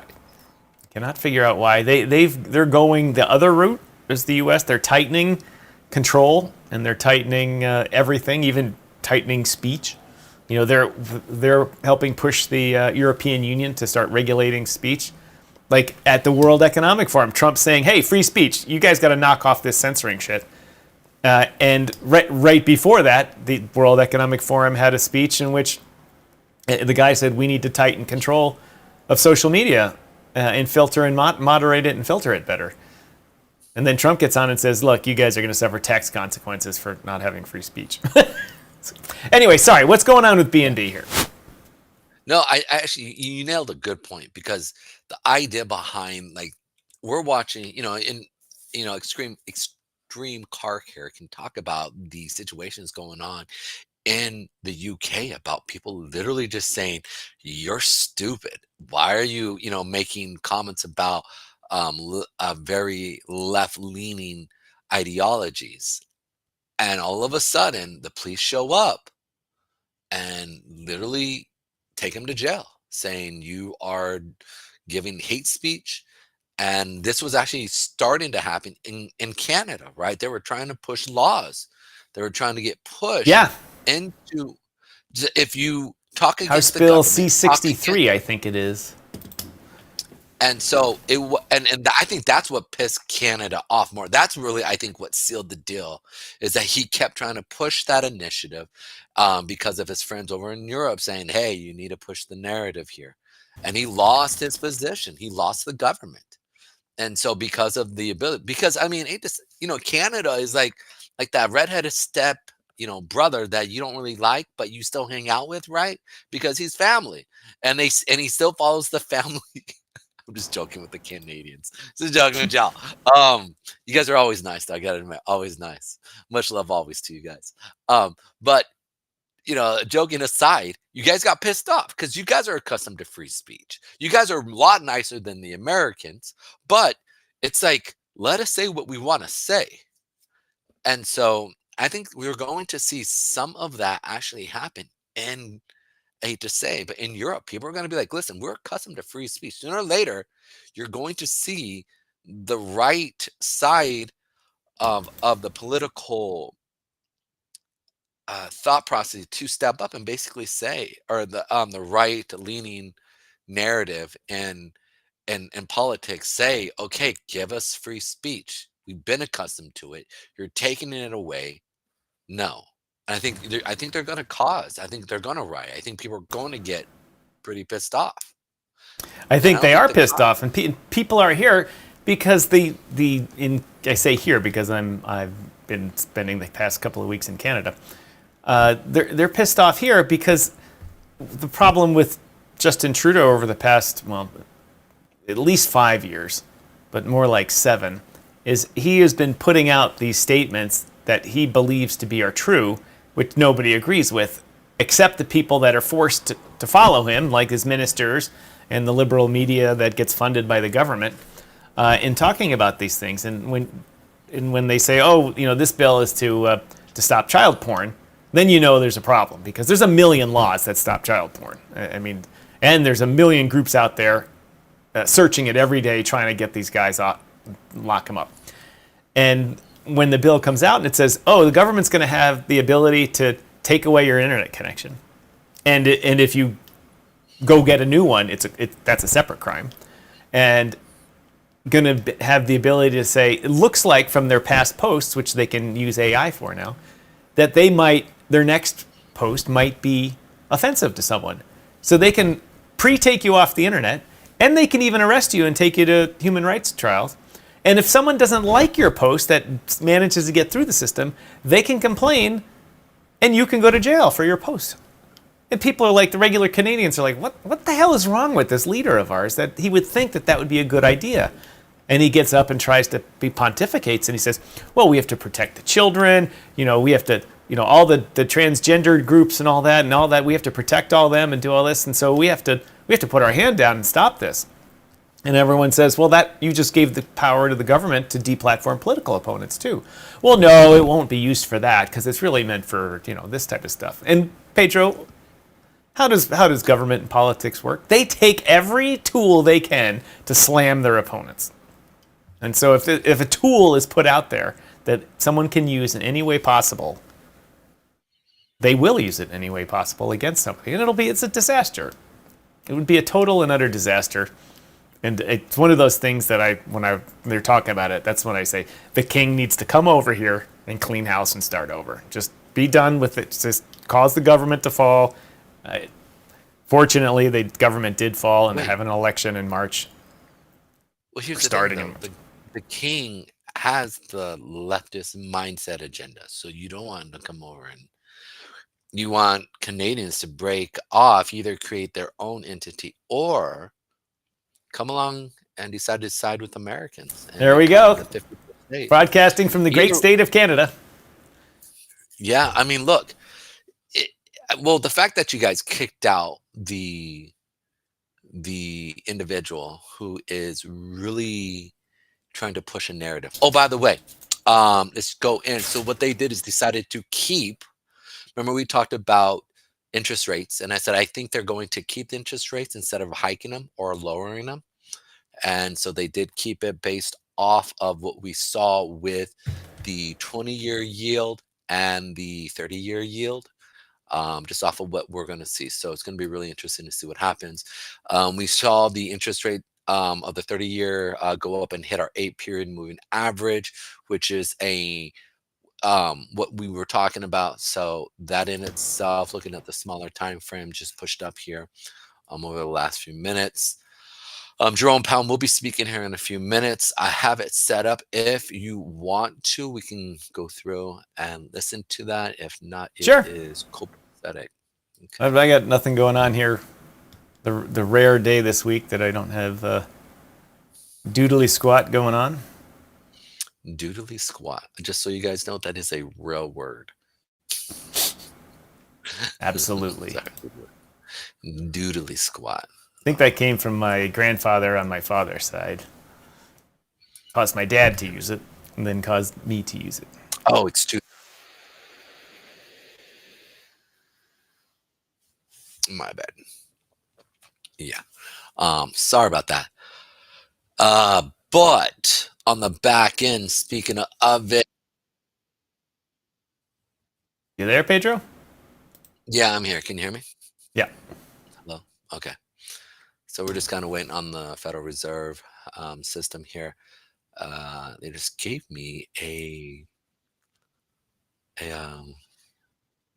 little, I don't know what to call that, a commercial, I don't know, advertisement.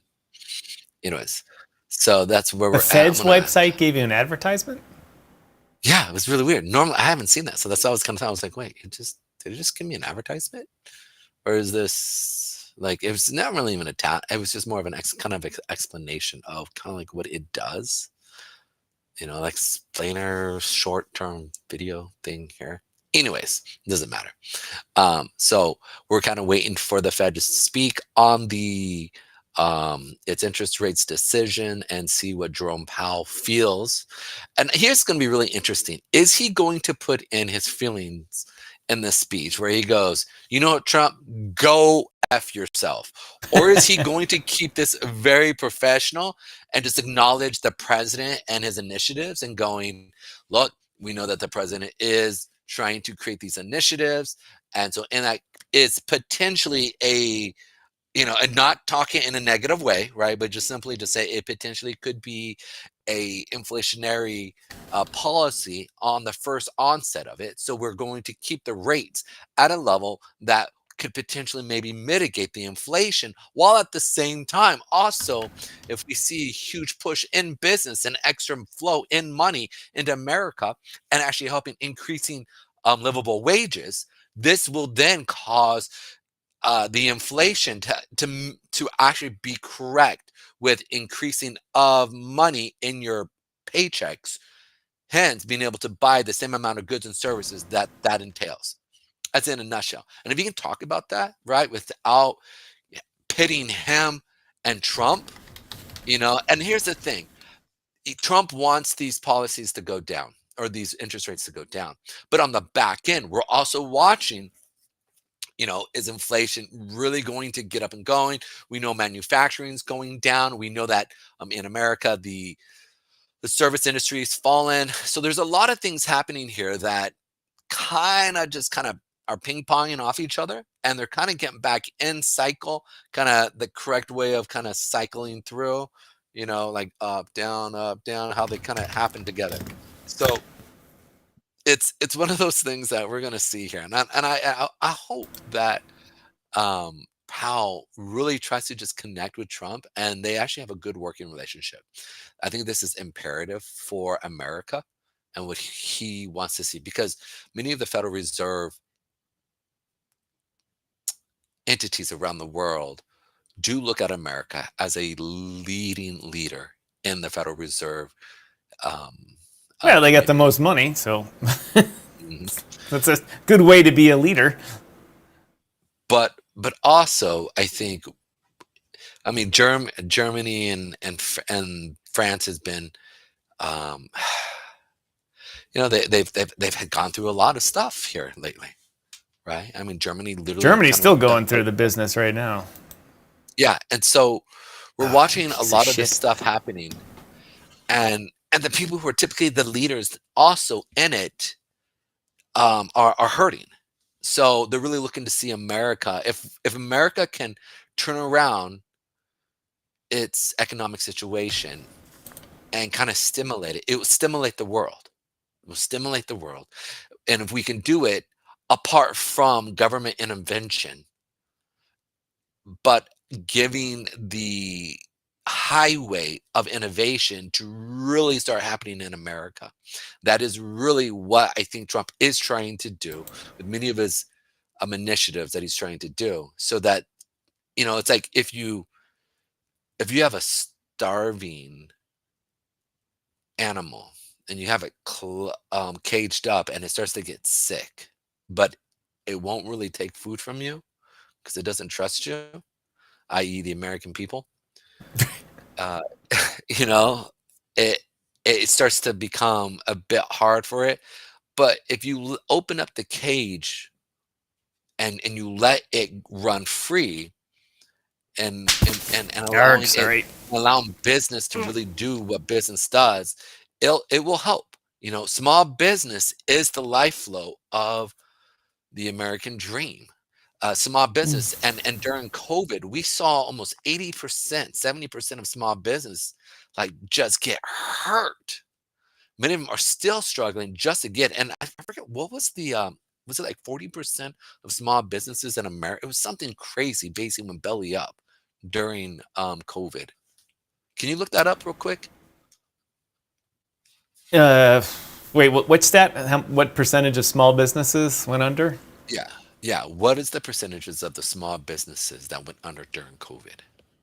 It was a pretty high number. I was shocked because like in America, about 90% of employment is held up by small businesses.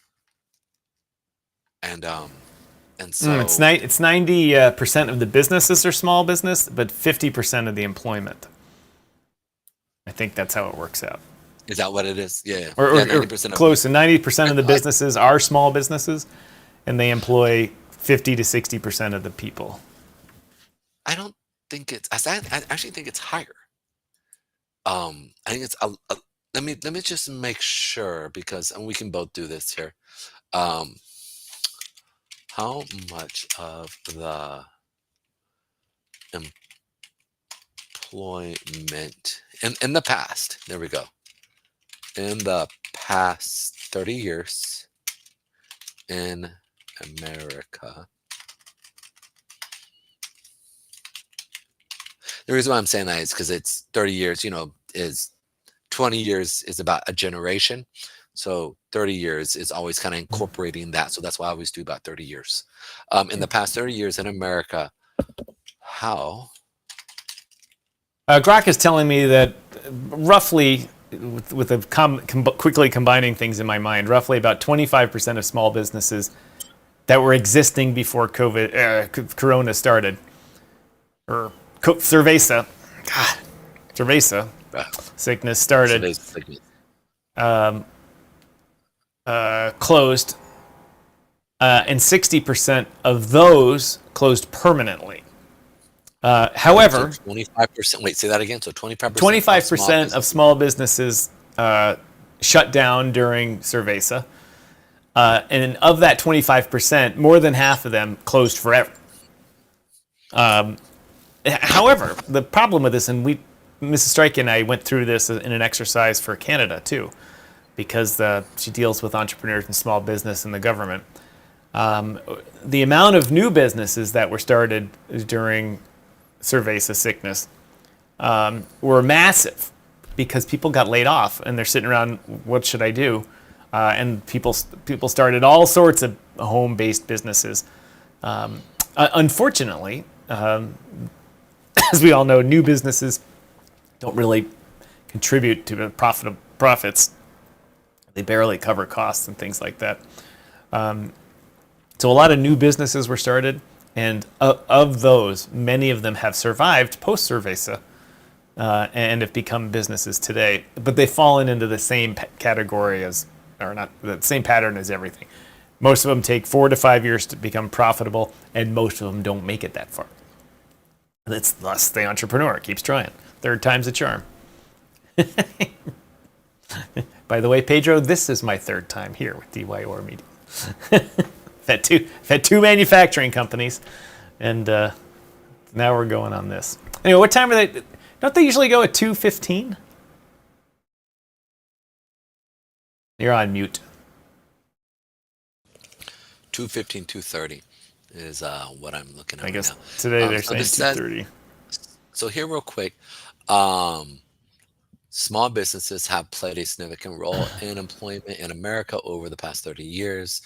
They account for nearly half of the American workforce, employment around 45.9% of workers.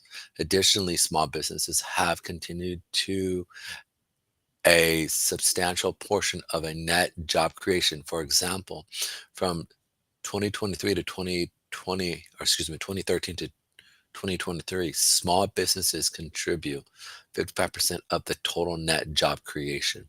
Small businesses are indeed the backbone of the U.S. economy, providing numerous jobs, opportunities, and derive economic growth. If you have any more questions, all right, so it's about 45, it's about 45 to 55% of basically job creation and development, but roughly employs about 45% or 46%. So that's a really interesting thing. And so we literally, if you said 25% of small businesses closed, and then they opened up smaller businesses that weren't necessarily profitable. My question is how many of those job creation is actually profitable, in which they can actually live in a living wage? And what was the primary, where did they go? What did they develop? Right? I know a few people became multi-millionaires through crypto. So, and then they pulled their money out. But the key term is few. Most people were yeah, exit liquidity. mm-hmm. Mm-hmm. So, real interesting. By the way, did you see the Gary Gensler video? I must not have. It is epic. I'm going to pull it up on X here real quick. It's so funny.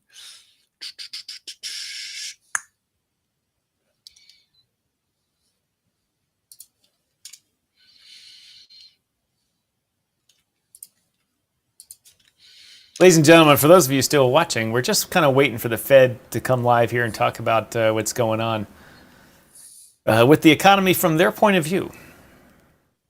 Thanks to everyone that's stuck with us on Rumble. If you're watching us on Rumble, feel free to give us a like.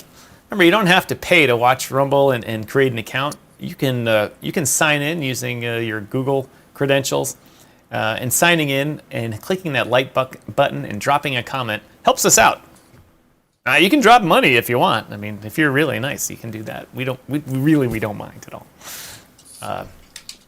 But more to the point, you don't have to be a YouTube or a Rumble premium member. You can just be a regular old sign in and give the ability to hit that like button, and also share it with people too. Here it is right here. Gary Gensler just dropped a diss track. I don't know how legit this is or not. I just saw this morning and I was like cracking up. Might want to. The crypto bubble. Oh, you know what I need to do here? This is what I need to do. I need to. It's actually pretty. He actually had a decent. It actually sounded good, and he did. Did you hear? He went back to teaching over at MIT, where he will be teaching about government policy and AI cryptocurrency. And part of me almost wonders if he's going to. What the fuck is wrong with MIT?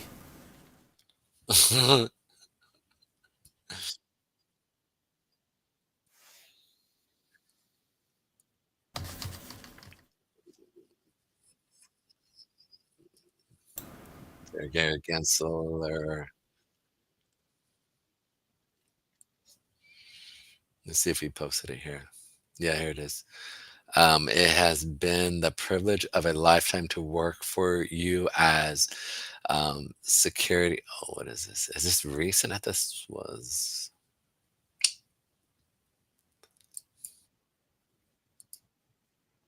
Where's it at? Maybe not. Maybe he didn't. Maybe it was just somebody else just tooling. There's this video of him just clowning on crypto guys, and I just thought it was funny. So never mind. Asking for hugs. Tried to laugh me at the SEC. They get rugs. Especially wanted ETFs, pump funds, levered options. Trump camps launching coins. Somebody stop them. So we're watching the sell-off on the S&P 500 because the stock, or because of interest rates deciding to be stagnant and to not go down. A lot of people were hoping for a drop in the economy, and it did not. So real interesting situation that's happening here, or a drop in the not in the economy, the drop in interest rates, which would raise the economy, and I felt like they were going to keep it there. So that's kind of like what happened with them within the organization. I actually think that's a smart thing for the economy to kind of wait and see if they need to raise interest rates and or keep interest rates where they're at, or even drop them, right? If you can't stimulate the economy in a sense. So it's going to be real interesting. And I think with his initiatives, I think he very much will be able to get it going and see it pop like it's hot. Let's jump here and look at the Dixie here. Dixie did sell off to our area here. It is kind of making a pullback here and pushing back up. So I would expect, because Trump is still, his initiative hasn't changed, to see a US dollar drop. And so I'm more hesitant to go along with this bullish aspect, and see the market kind of drop here at these levels. Now on the back end here, crude oil, as we've been talking about, would continue down, and right now it's continuing down into these lower levels. We'll see what happens here, but we're watching it, and hence this will make kind of everything cheaper for the American people, as we see crude oil drop. All right, Tom, are you there, my friend? Oh, I can't hear you. Am I talking to myself? What's going on? Nope, I'm not. Y'all can hear me out there in the digital world. Good to have every one of y'all. Boom. Let's pull this up here real quick. And Pedro, you there? Yep, I'm here. Can you hear me? Yeah, sorry, I put myself on mute to talk to Mrs. Striking for a minute. We missed something a little bit ago here because we were talking about the FOMC, and we missed Extreme Car Care showing us some love here. Ooh. Let me bring it up here. Help support AI Alpha Wolf with CTO. He has full control now from Extreme Car Care. Donated 20 pounds, ladies and gentlemen. 19 pounds and 99 pence. So thank you very much to Chris in Manchester. So that means we do have to support AI Alpha Wolf with CTO. Ladies and gentlemen, CTO is a community takeover project that has amalgamated a bunch of projects that all had smaller communities that did community takeovers, and they brought them, what's left of their liquidity and what's left of their communities, brought them into one, the CTO community takeover. And Alpha Wolf runs that now, and is trying to create a space in which basically any project that gets loses their dev and needs a larger community to bond with can join the CTO group. And reap the benefits of having a larger community support them. So if you're if you're in a project that needs a community takeover, come see AI Alpha Wolf, who is always on here. The CTO room can be found in Telegram. Let's see what sorry, Extreme Car Care, I missed that. That was 23 minutes ago. Oh, wow, dude, how did we miss that? That's bad that we missed that. All right, thank you so much. I'm going to play, Mike did a Dr. Fire Chick audio, audio AI song, and I'm going to play that now, see if we can hear it.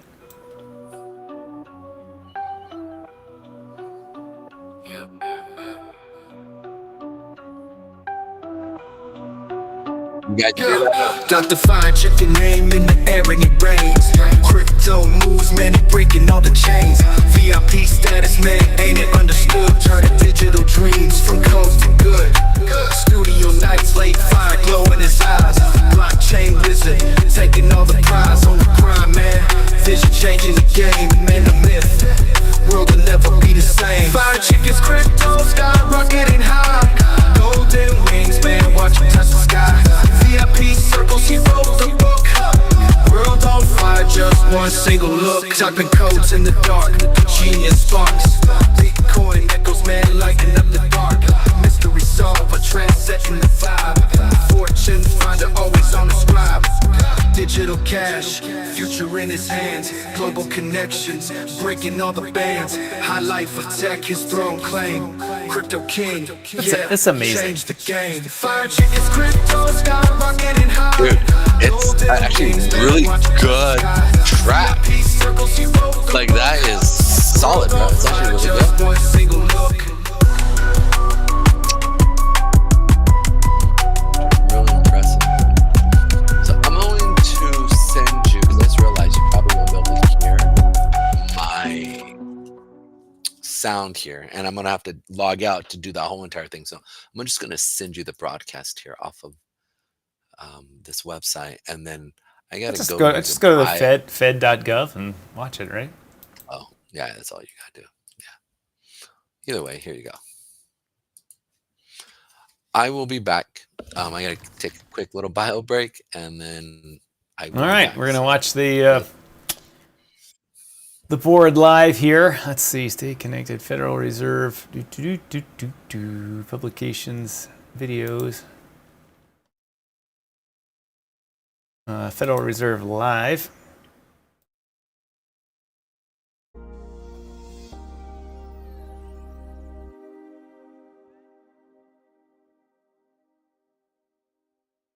Using Brightcove, so we have to stay on their website. I'm sure someone's streaming it on YouTube. Oh, the joy with waiting for the Board of Governors of the Federal Reserve and Jerome Powell to come out and speak. I know this is just super exciting for everybody. That's why we have so many viewers right now. Carmen Crypto, I forgot to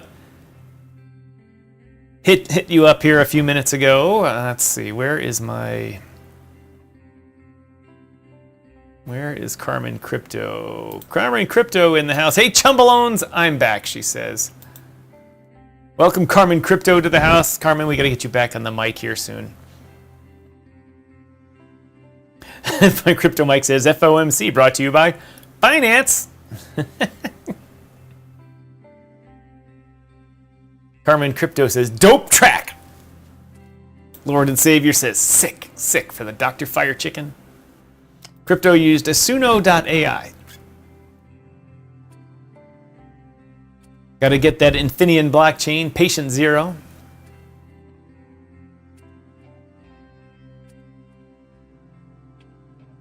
Let's see if I have.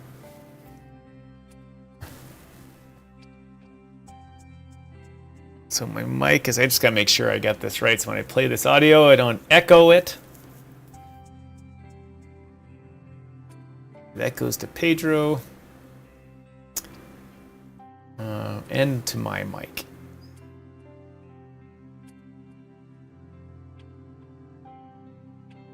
All right, that should do it.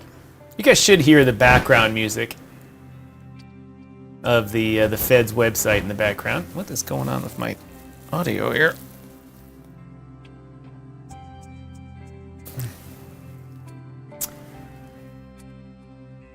Jesus on the mic.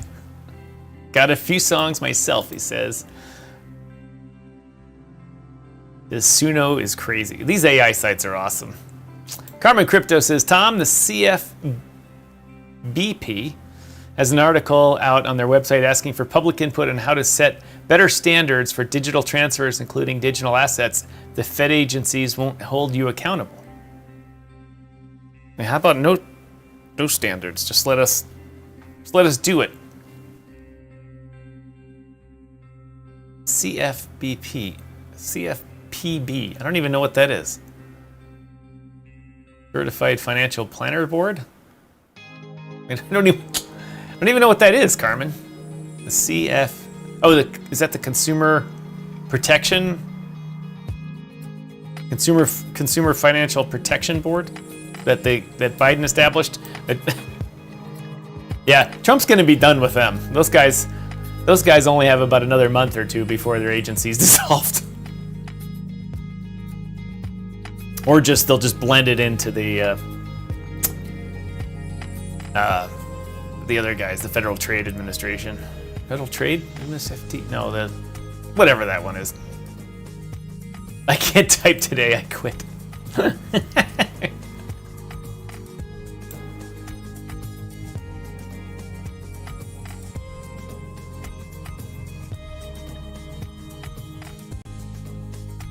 I think if I recall, the CF Consumer Financial Protection Board had a Biden appointee who was just terrible.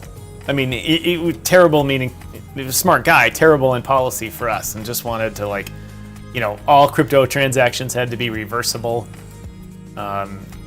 Anything you could claim that someone said, it's fraud, would automatically go into escrow to be sorted out. Things that are not mechanically possible with blockchain.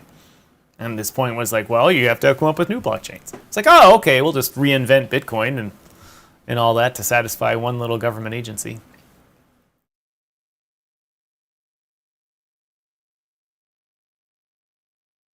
All right, seems like we're getting somewhere here.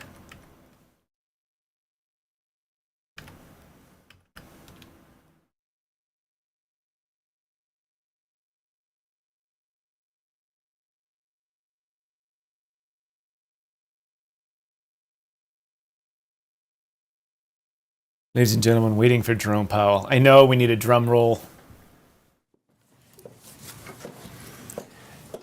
Good afternoon. My colleagues and I remain squarely focused on achieving our dual mandate goals of maximum employment and stable prices for the benefit of the American people. The economy is strong, is strong overall, and has made significant progress toward our goals over the past 2 years. Labor market conditions have cooled from their formerly overheated state and remain solid. Inflation has moved much closer to our 2% longer-run goal, though it remains somewhat elevated. In support of our goals, today the Federal Open Market Committee decided to leave our policy interest rate unchanged and to continue to reduce our securities holdings. I'll have more to say about monetary policy after briefly reviewing cleaning out their balance sheet. Recent indicators suggest that economic activity has continued to expand at a solid pace. For 2024 as a whole, GDP looks to have risen above 2%, bolstered by resilient consumer spending. Investment in equipment and intangibles appears to have slowed in the fourth quarter, but was strong for the year overall. Following weakness in the middle of last year, activity in the housing sector seems to have stabilized. In the labor market, conditions remain solid. Payroll job gains averaged 170,000 per month over the past 3 months. Following earlier increases, the unemployment rate has stabilized since the middle of last year, and at 4.1% in December remains low. Nominal wage growth has eased over the past year, and the jobs to workers gap has narrowed.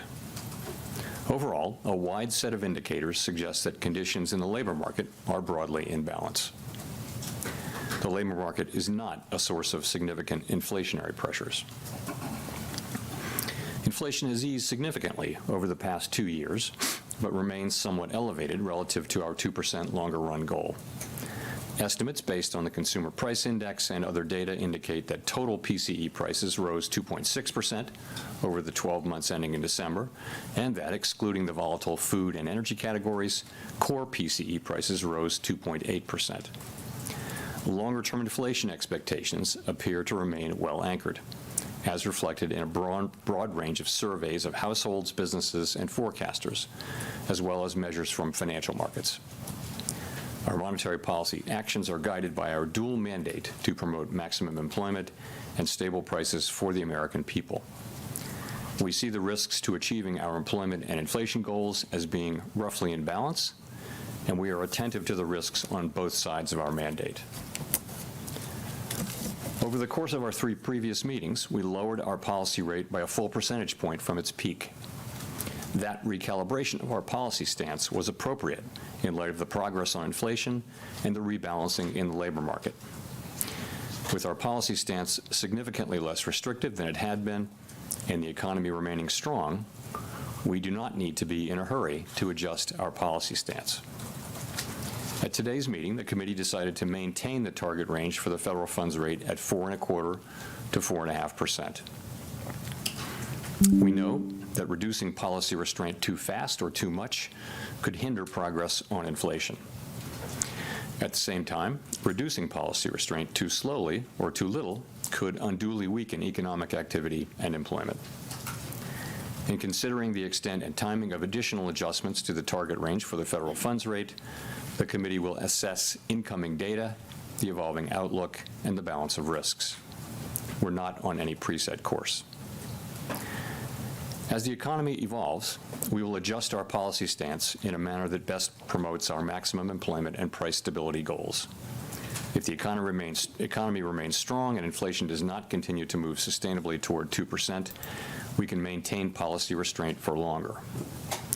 If the labor market were to weaken unexpectedly or inflation were to fall more quickly than anticipated, we can ease policy accordingly. All right, ladies and gentlemen, we've been listening to deal with the risks and uncertainties that we face and listening to them long enough here. Our dual mandate. As we previously announced, Basically, nothing's happening. Like I predicted that the disruption by the government change just caused the Fed to say, let's just see how this shakes out. And that's kind of what he was saying. He said overall inflation for the year came down. GDP is up 2% in the quarter, which is good. And investment in heavy-duty machinery and that type of stuff, while down in the fourth quarter for 2024, was up for the whole year, which is good because it was up, but it could be in a declining trend that will continue in January and have an effect on the economy. But all in all, whatever, it's fine. You know what? I haven't been looking at crypto, so let's go.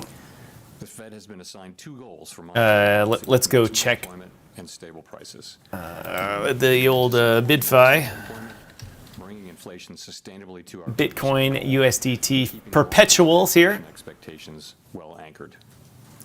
Our success At the beginning of his speech, I got the 15-minute chart on here, so he's been on.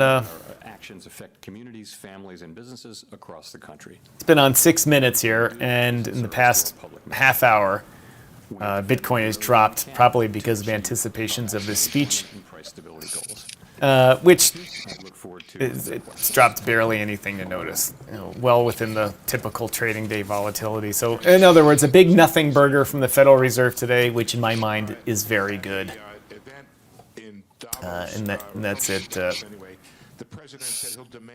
Pedro, I don't know if you were listening to it while you were on your... Yeah, listen to it. That he's talking about the drop immediately part. So I guess I have a 3-part question. Has the president done this to you? Has he made that demand? Please secondly, be smart in this, too, when you And answer third, this. what effect, if anything, if any, does a president making these kind of remarks have on policy? Thank you. 3 questions. I'm seeing it really as one question, though. So I'm not going to have any response or comment whatsoever on what the president said. It's not appropriate for me to do so. The public should be confident that we will continue to do our work as we always have, focusing on using our tools to achieve our goals and really keeping our heads down and doing our work, and that's how we best serve the public. Can you just comment on whether he's physically communicated this demand to you? I've had no contact. Thanks. Nick. Interesting. Nick Timmeros, The Wall Street Journal. Stupid. Chair Powell, you and several of your colleagues said around Borderline, the time just of the his last body meeting language should have been that your totally different, policy man. stance was Come on, man. meaningfully You're smarter than restrictive. this. Given economic and financial market developments since then, how has your confidence changed in an assessment? All right, these guys that can says go on interest forever rates about are this. meaningfully restrictive. But like I said, Pedro, I don't know if you're listening to it while you're away, but it was a big nothing burger. I mean, a couple of things have happened. We've gotten Like I said, the rates are staying the same. heavy-duty investment in machinery and all that was up for 2024, down in the fourth quarter of 2024, but up for the whole year. So we'll see if it's on a declining trend with the January numbers. Crypto Mike says, so no change is good? Yeah, no change is fine. Nothing bad is going on, and like I said, because the change in administrations, the Fed, will hopefully they'll release all of their notes from coming to these conclusions when they release their minutes and their thoughts. But from my perspective, right now, it's good for people just to say, all right, the president and the Congress are doing a whole bunch of things right now. Let's not throw any other wrenches in that. Let's just let them do their stuff, and we'll get a whole bunch of data out of it and reevaluate. 76 Norton, thanks for joining us. Really appreciate it. Good to have you over there. My old neighbors I used to live next to, they were the Nortons. Or you could do the Moonlighters, or Honeymooners. Honeymooners. Hey, Norton! Hey, Norton. But as you can see here, now Bitcoin is saying, now they're catching up. They're like, all right, the market makers knew what was going to happen, and so they dumped it ahead of time, ahead of his speech, and then as his speech came out and said, nothing's going on, they brought the market back. Would have been a good play to make a few bucks in the futures markets. Drop, push. It's moving pretty well right now. Let's look at the 1 minute chart here. More positive reading. So I think policy is well positioned. The Bitcoin market is taking it well, taking it in stride. It's pushing it up. Colby Smith with the New York Times. Chair Powell, how should we interpret the removal of the line? Pushing it up pretty well. Pedro, what are the odds this is going to come racing right back down here after they push it up? Is that no longer the case? No. So the odds are probably pretty quick, but look, if we're coming in with volume, we're above the moving averages. Our 5 minute is kind of explaining to us that it's potentially going to continue.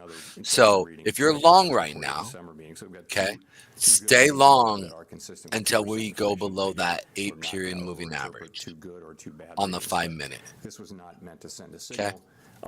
So we can sit there and play this, and if this thing really starts to catch wings, we want to play this up.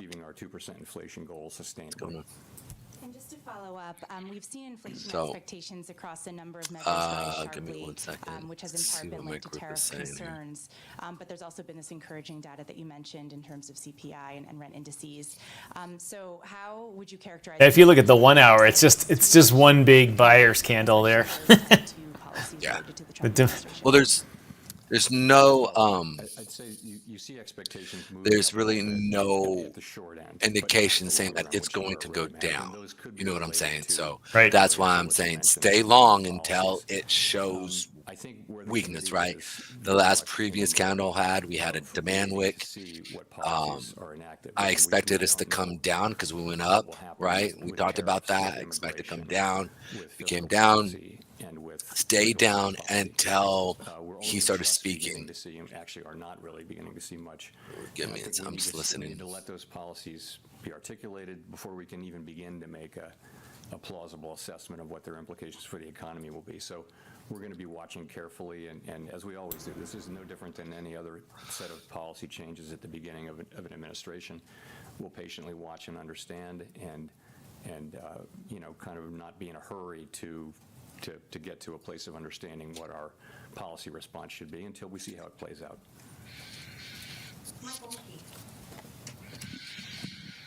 Michael McKee from Bloomberg Television and Radio.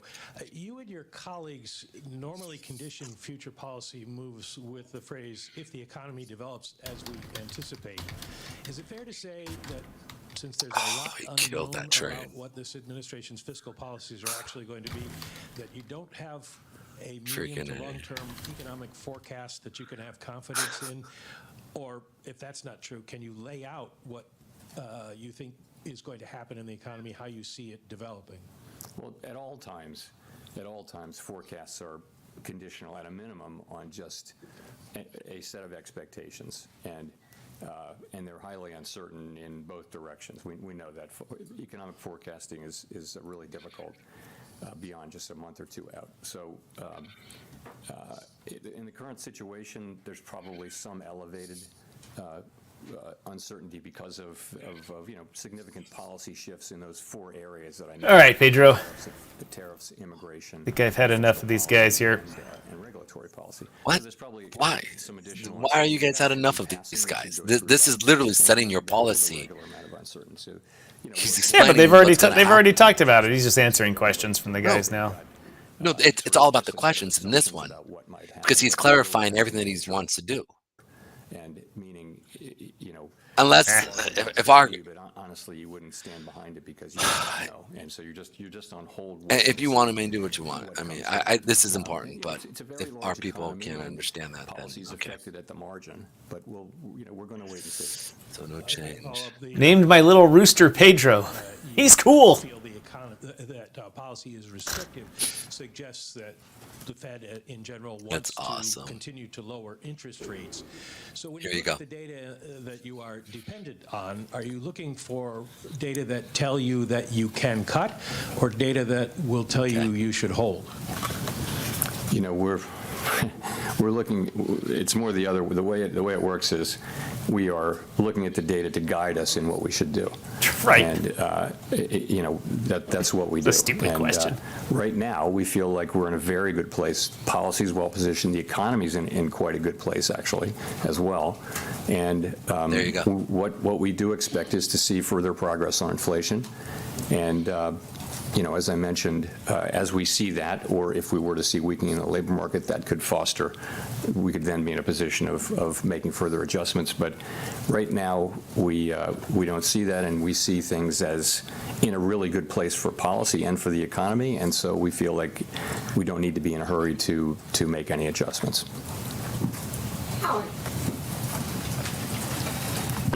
Howard Schneider with Reuters. Thank you very much.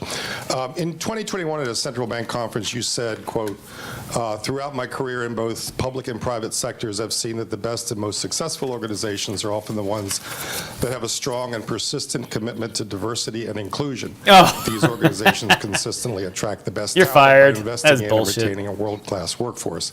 First question is, do you still believe that? And if so, how do you intend to put that diversity. belief into practice? Just while punt on remaining this one. Just consistent punt. with the recent executive order prohibiting diversity and inclusion efforts?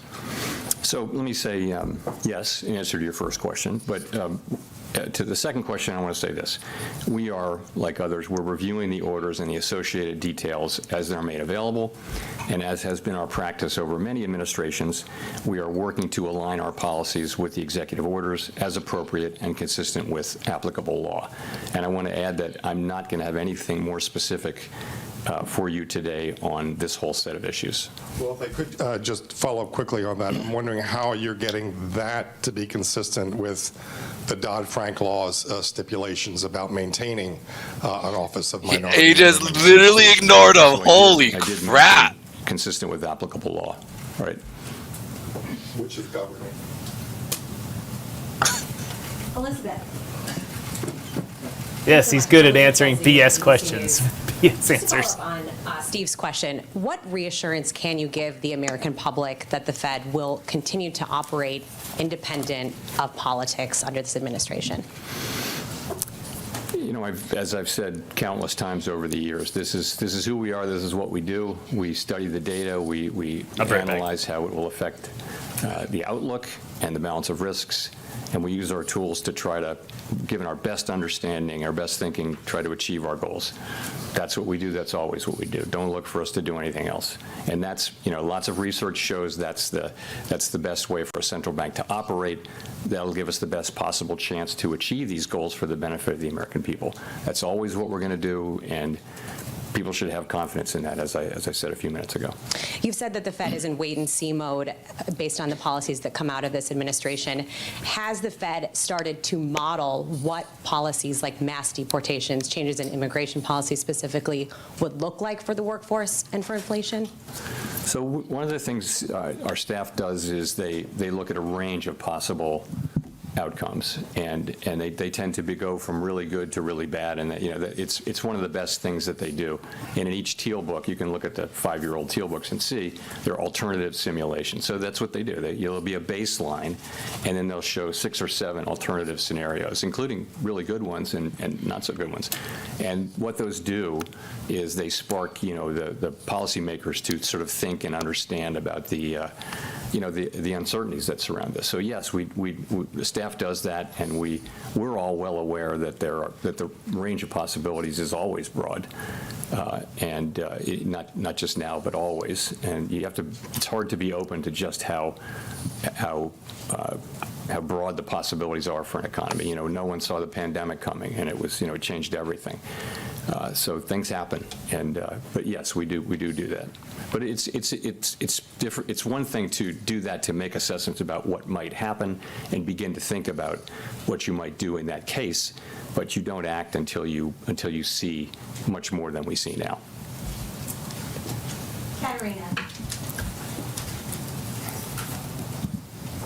Katerina Saraiva, Bloomberg News.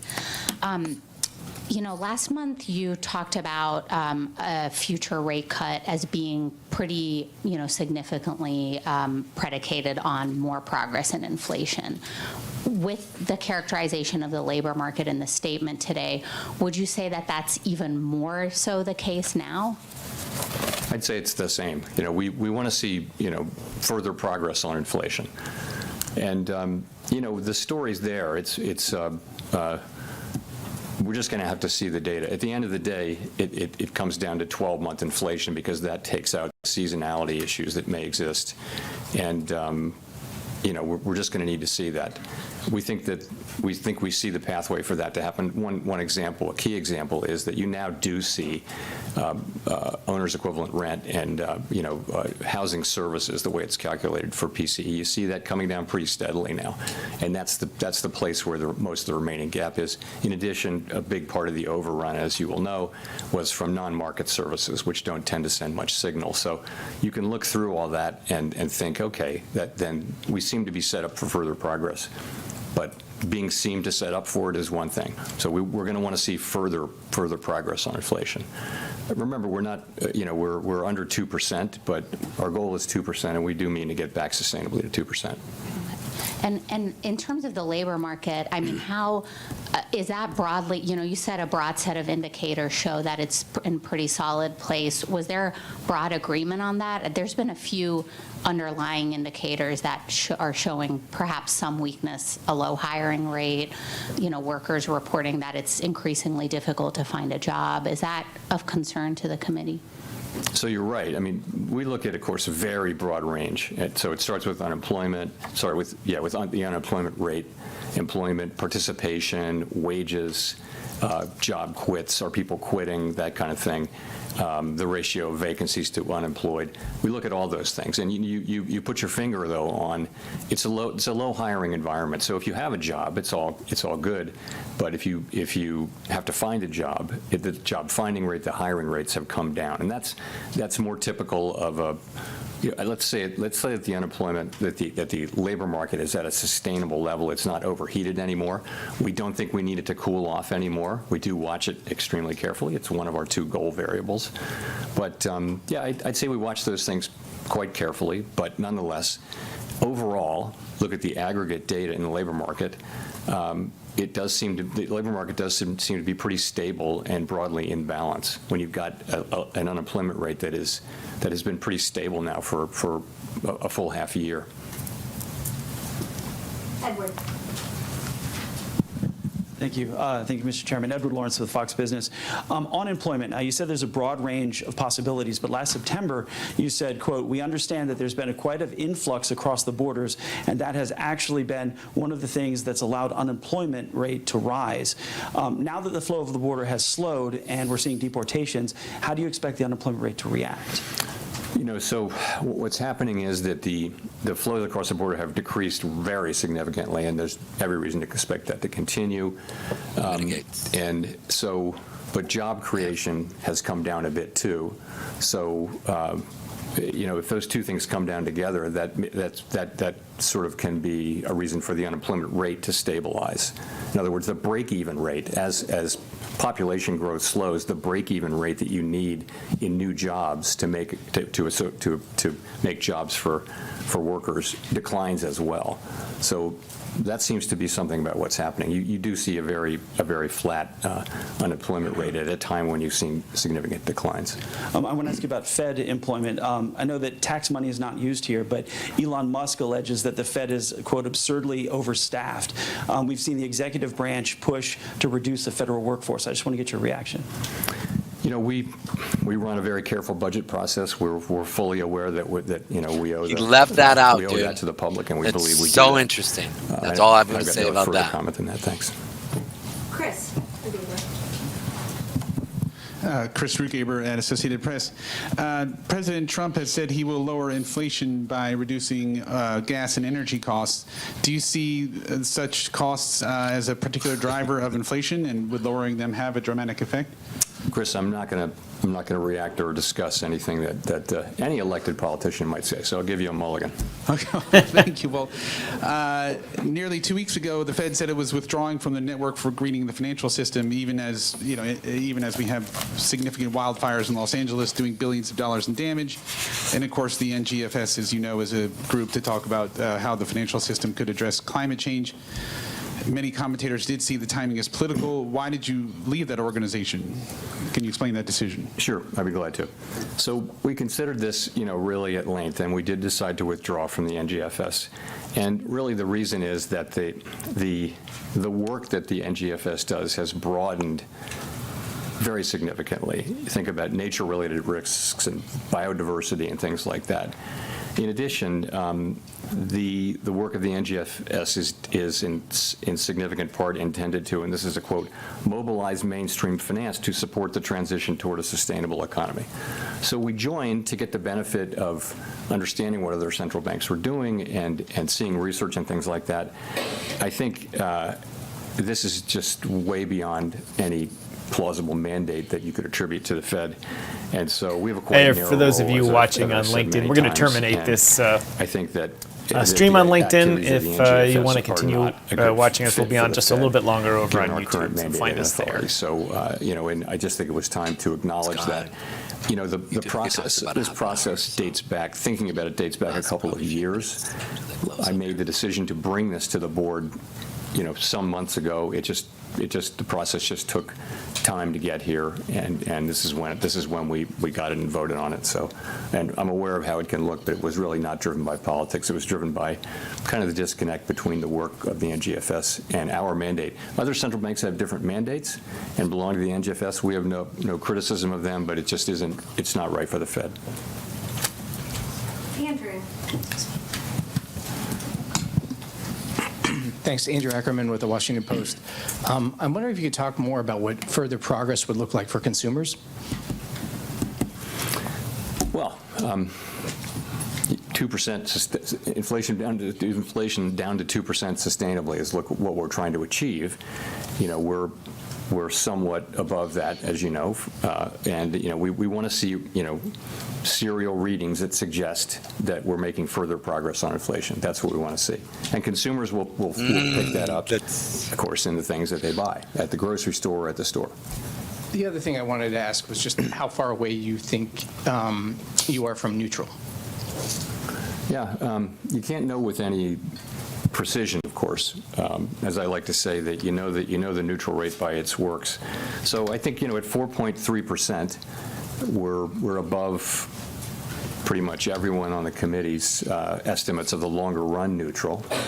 I think our eyes are telling us that our policy is having the effects on the economy. That's really the question we ask. You can consult models, empirical models, theoretical models.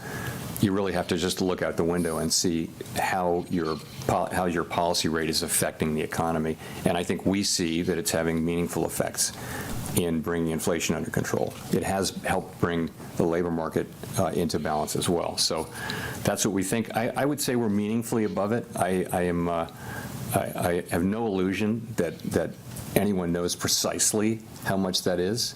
But not knowing that and having cut 100 basis points means that it's appropriate that we not be in a hurry to make further adjustments. Victoria. Victoria Guido with Politico. So as a general matter, when it comes to executive orders and Political OMB memos, is do those central or always left? apply to the Fed, sometimes never, or do you just often voluntarily They say that they're comply? neutral, What is but they the tend to legality be there? It's been our left practice, because of as I just the mentioned, nature of hiring journalists. to work to align our policies to those that are mentioned in the executive orders, and I'm just going to leave it at that. As I mentioned, I'm not I've going to. read a few other stuff. I'm and not it going to always go seem like it's like more any leaning deeper than towards- that, or get into. They're a any huge deeper into group, the though. set I of mean, they're issues huge in today. Canada. They're huge in the U.S. I mean, they're just a big thing. Claire Jones from the Financial Times. Two questions, if I may, on tariffs. Well, first of all, we've seen global trade wars before, notably in 2019, last time around, but then we were in a very different place on both inflation and growth. If we see tariffs of the same sort of magnitude that we got then, which I know is big if, what do you think might be different this time around? And secondly, Tiff Macklem said there was no doubt that the threat of tariffs was It's the Canadian a big bank driver of governor. the cut by the Bank Bank of of Canada Canada's today. governor, Tiff. What sort of information would the Fed need to see on tariffs before it was willing to take such a preemptive move? Thank you. Sorry. What sort of information would you need to see on tariffs? Would you need to see a strategy, actual implementation, actual movement of inflation expectations before you're actually willing to change the path of monetary policy on the basis of it? Yeah, so first of all, things are a little different now. We've just come through a high inflation period, and you can argue that both ways. You can say that companies have figured out that they do like to raise prices, but we also hear a lot from companies these days that consumers have really had it with price increases, and so I don't know how that shakes out. Nonetheless, you're coming through a situation where we're not quite back to 2%, and that's just different. In addition, the kind of footprint of trade has changed a lot as trade is now spread around. It's not as concentrated in China as it was. There was a lot more manufacturing. It moved to Mexico and other places. So there are differences, and I just think the range of possibilities is very, very wide. We just don't know, and I don't want to start speculating, as tempting as it is, because we really don't know. And we didn't know, by the way, in 2018. Yeah, we didn't really know. And, the range of possibilities very, very wide. We don't know what's going to be tariffed. We don't know for how long or how much, what countries. We don't know about retaliation. We don't know how it's going to transmit through the economy to consumers. Quick summary for viewers joining us. There are lots of places where that the Federal Reserve has kept their rates neutral. It's talked about how the economy, in their view, is doing well. Admittingly slowing and heavy machinery orders in the fourth quarter of 2024. Inflation is in check, not towards their goal, if any closer to their goal of 2% yet, but still down in the lower ranges and not rising.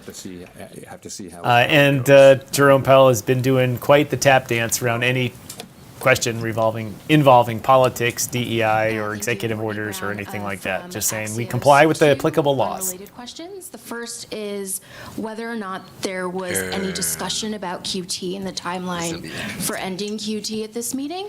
And then the second question is just, I wonder if the AI-prompted sell-off in the stock market this week signaled anything to you about the state of financial conditions? So, let's talk about runoff. So the most recent data do suggest that reserves are still abundant. Reserves remain roughly as high as they were when runoff began, and the federal funds rate has been very steady within the target range. We track a bunch of metrics, and they do tend to point to reserves being abundant. We do intend to reduce the size of our balance sheet to a level that's consistent with implementing monetary policy efficiently and effectively in our ample reserves regime. We're closely monitoring a range of indicators to assess conditions, and that should provide signals whether reserves are approaching a level that could be judged as, quote, somewhat above ample. I don't have anything to say to you about particular dates. It's just that's the process, and what we see is that the rates do appear to be abundant. As always, we stand ready to take appropriate action to support the smooth transition of monetary policy, including to adjust the details of our approach for reducing the size of the balance sheet in light of economic and financial developments. On AI, it's a big event in the stock market and in particular parts of the stock market. I mean, what really matters for us is macro developments, and that means substantial changes in financial conditions that are persistent for a period of time. So I wouldn't put that label on these events, although, of course, we're all watching it with interest. Simon Urbanovich with The Economist. Thank you. You mentioned in your remarks that activity in the housing sector seems to have stabilized. At the same time, since your first rate cut in September, long-term mortgage rates have gone up by a full percentage point back above 7%. I'm wondering, kind of looking forward, are you confident that activity will remain stable given how elevated mortgage rates are?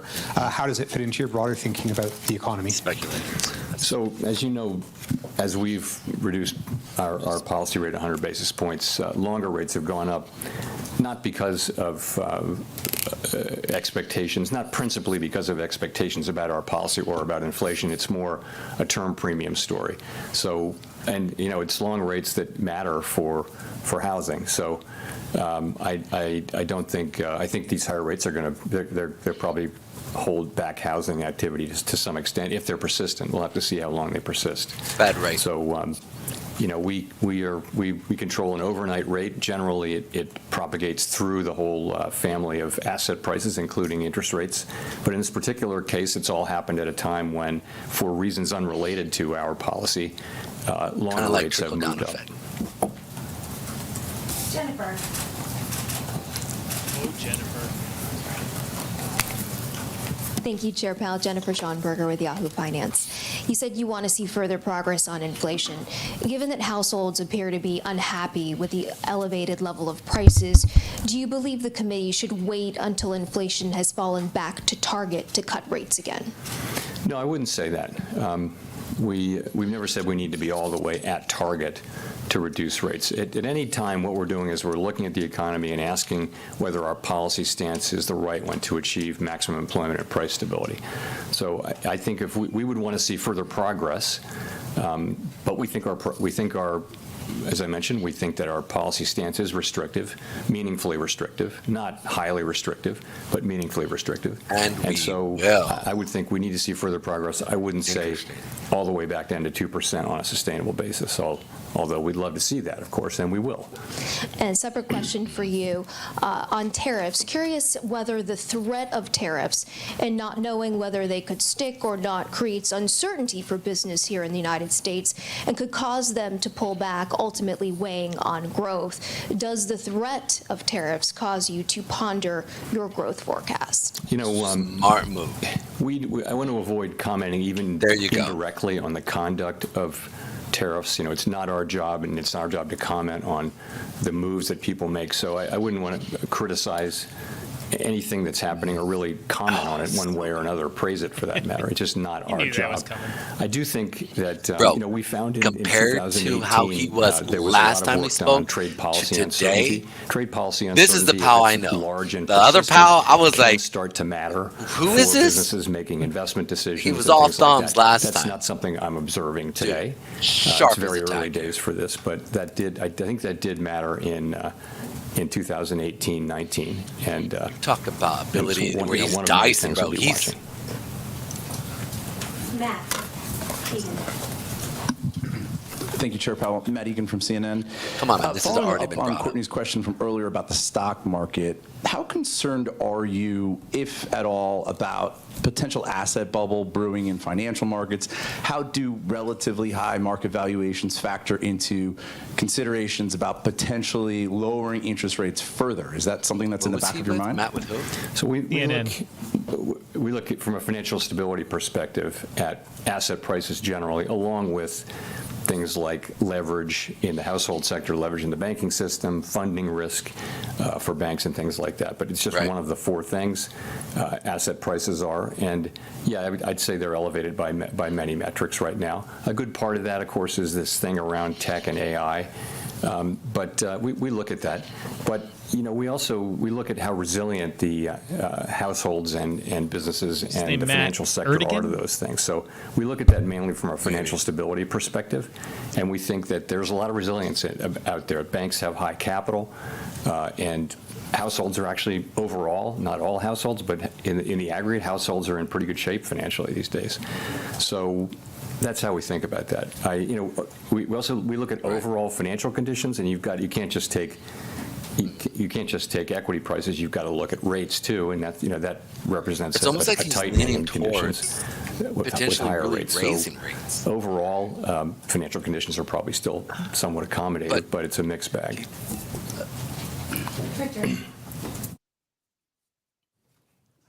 I'm Richard Escobedo with CBS News. One question for you. This month's statement notes that unemployment is stabilized at a low rate and that the labor market is solid. You walked through some of what's driving this, but I wonder what risks you see that might challenge your assessment. Well, the things we discussed earlier. One is that there's a low hiring rate, and so that if there were to be a spike in layoffs, if companies were to start to reduce headcount, you would see unemployment go up pretty quickly because the hiring rate is quite low. So that's one thing we look at.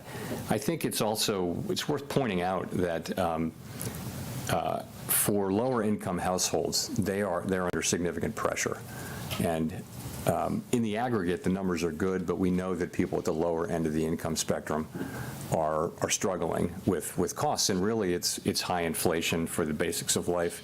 It's not so much the inflation now, it's the price level, because inflation has raised prices. Inflation is now much closer to target, but people are really feeling that. But overall, this is a good labor market. You're at 4.1% unemployment. That's just a really good level, and you've been solidly there now for 6-7 months. And job creation is pretty close to a level that will hold the unemployment rate there, given that there'll be much slower population growth. One more question.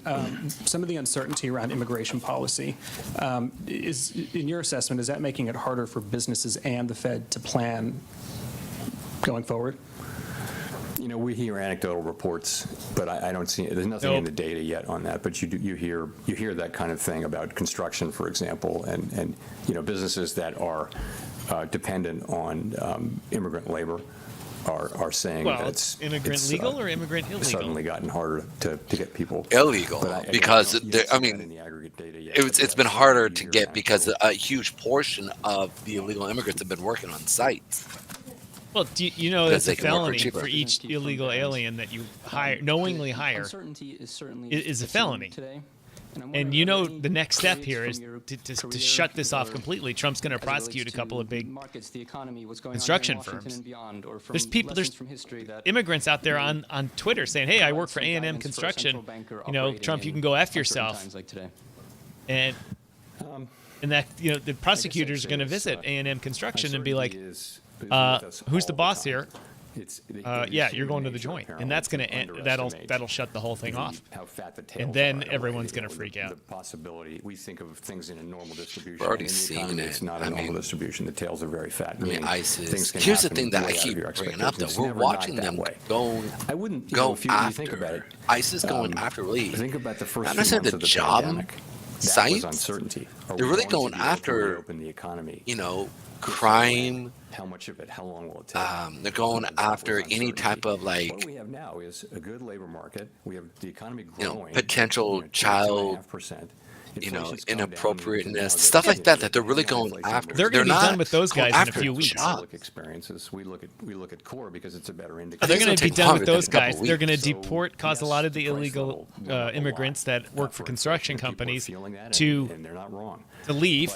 They're going to prosecute a couple of companies for knowingly employing them. The restaurant industry is going to be just decimated for employment, but it's going to cause wages to go up. It'll attract workers that are of legal status.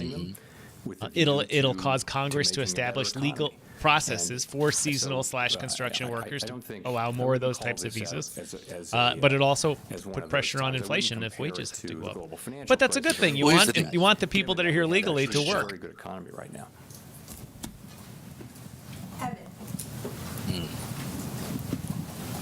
Evan Reiser with Market News International.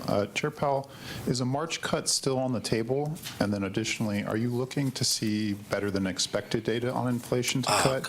Or are you looking for inflation data that roughly aligns with current forecasts? So as I mentioned, the economy's strong, the labor market's solid. Lots of junior downside level risks to the people labor there. market appear to Very have abated, interesting. And we think disinflation continues on a slow and sometimes bumpy path. That tells me, and the other members of the committee, the broad sense of the committee actually is that we don't need to be in a hurry to adjust our policy stance. Stand by while the question video was- feed comes back, ladies and gentlemen. Whether or not you need to see better than expected inflation data or just inflation data that roughly aligns with your current forecasts? You know, it's one of those things, we'll know it when we see it, but more the expectation is that we will make continued progress. And,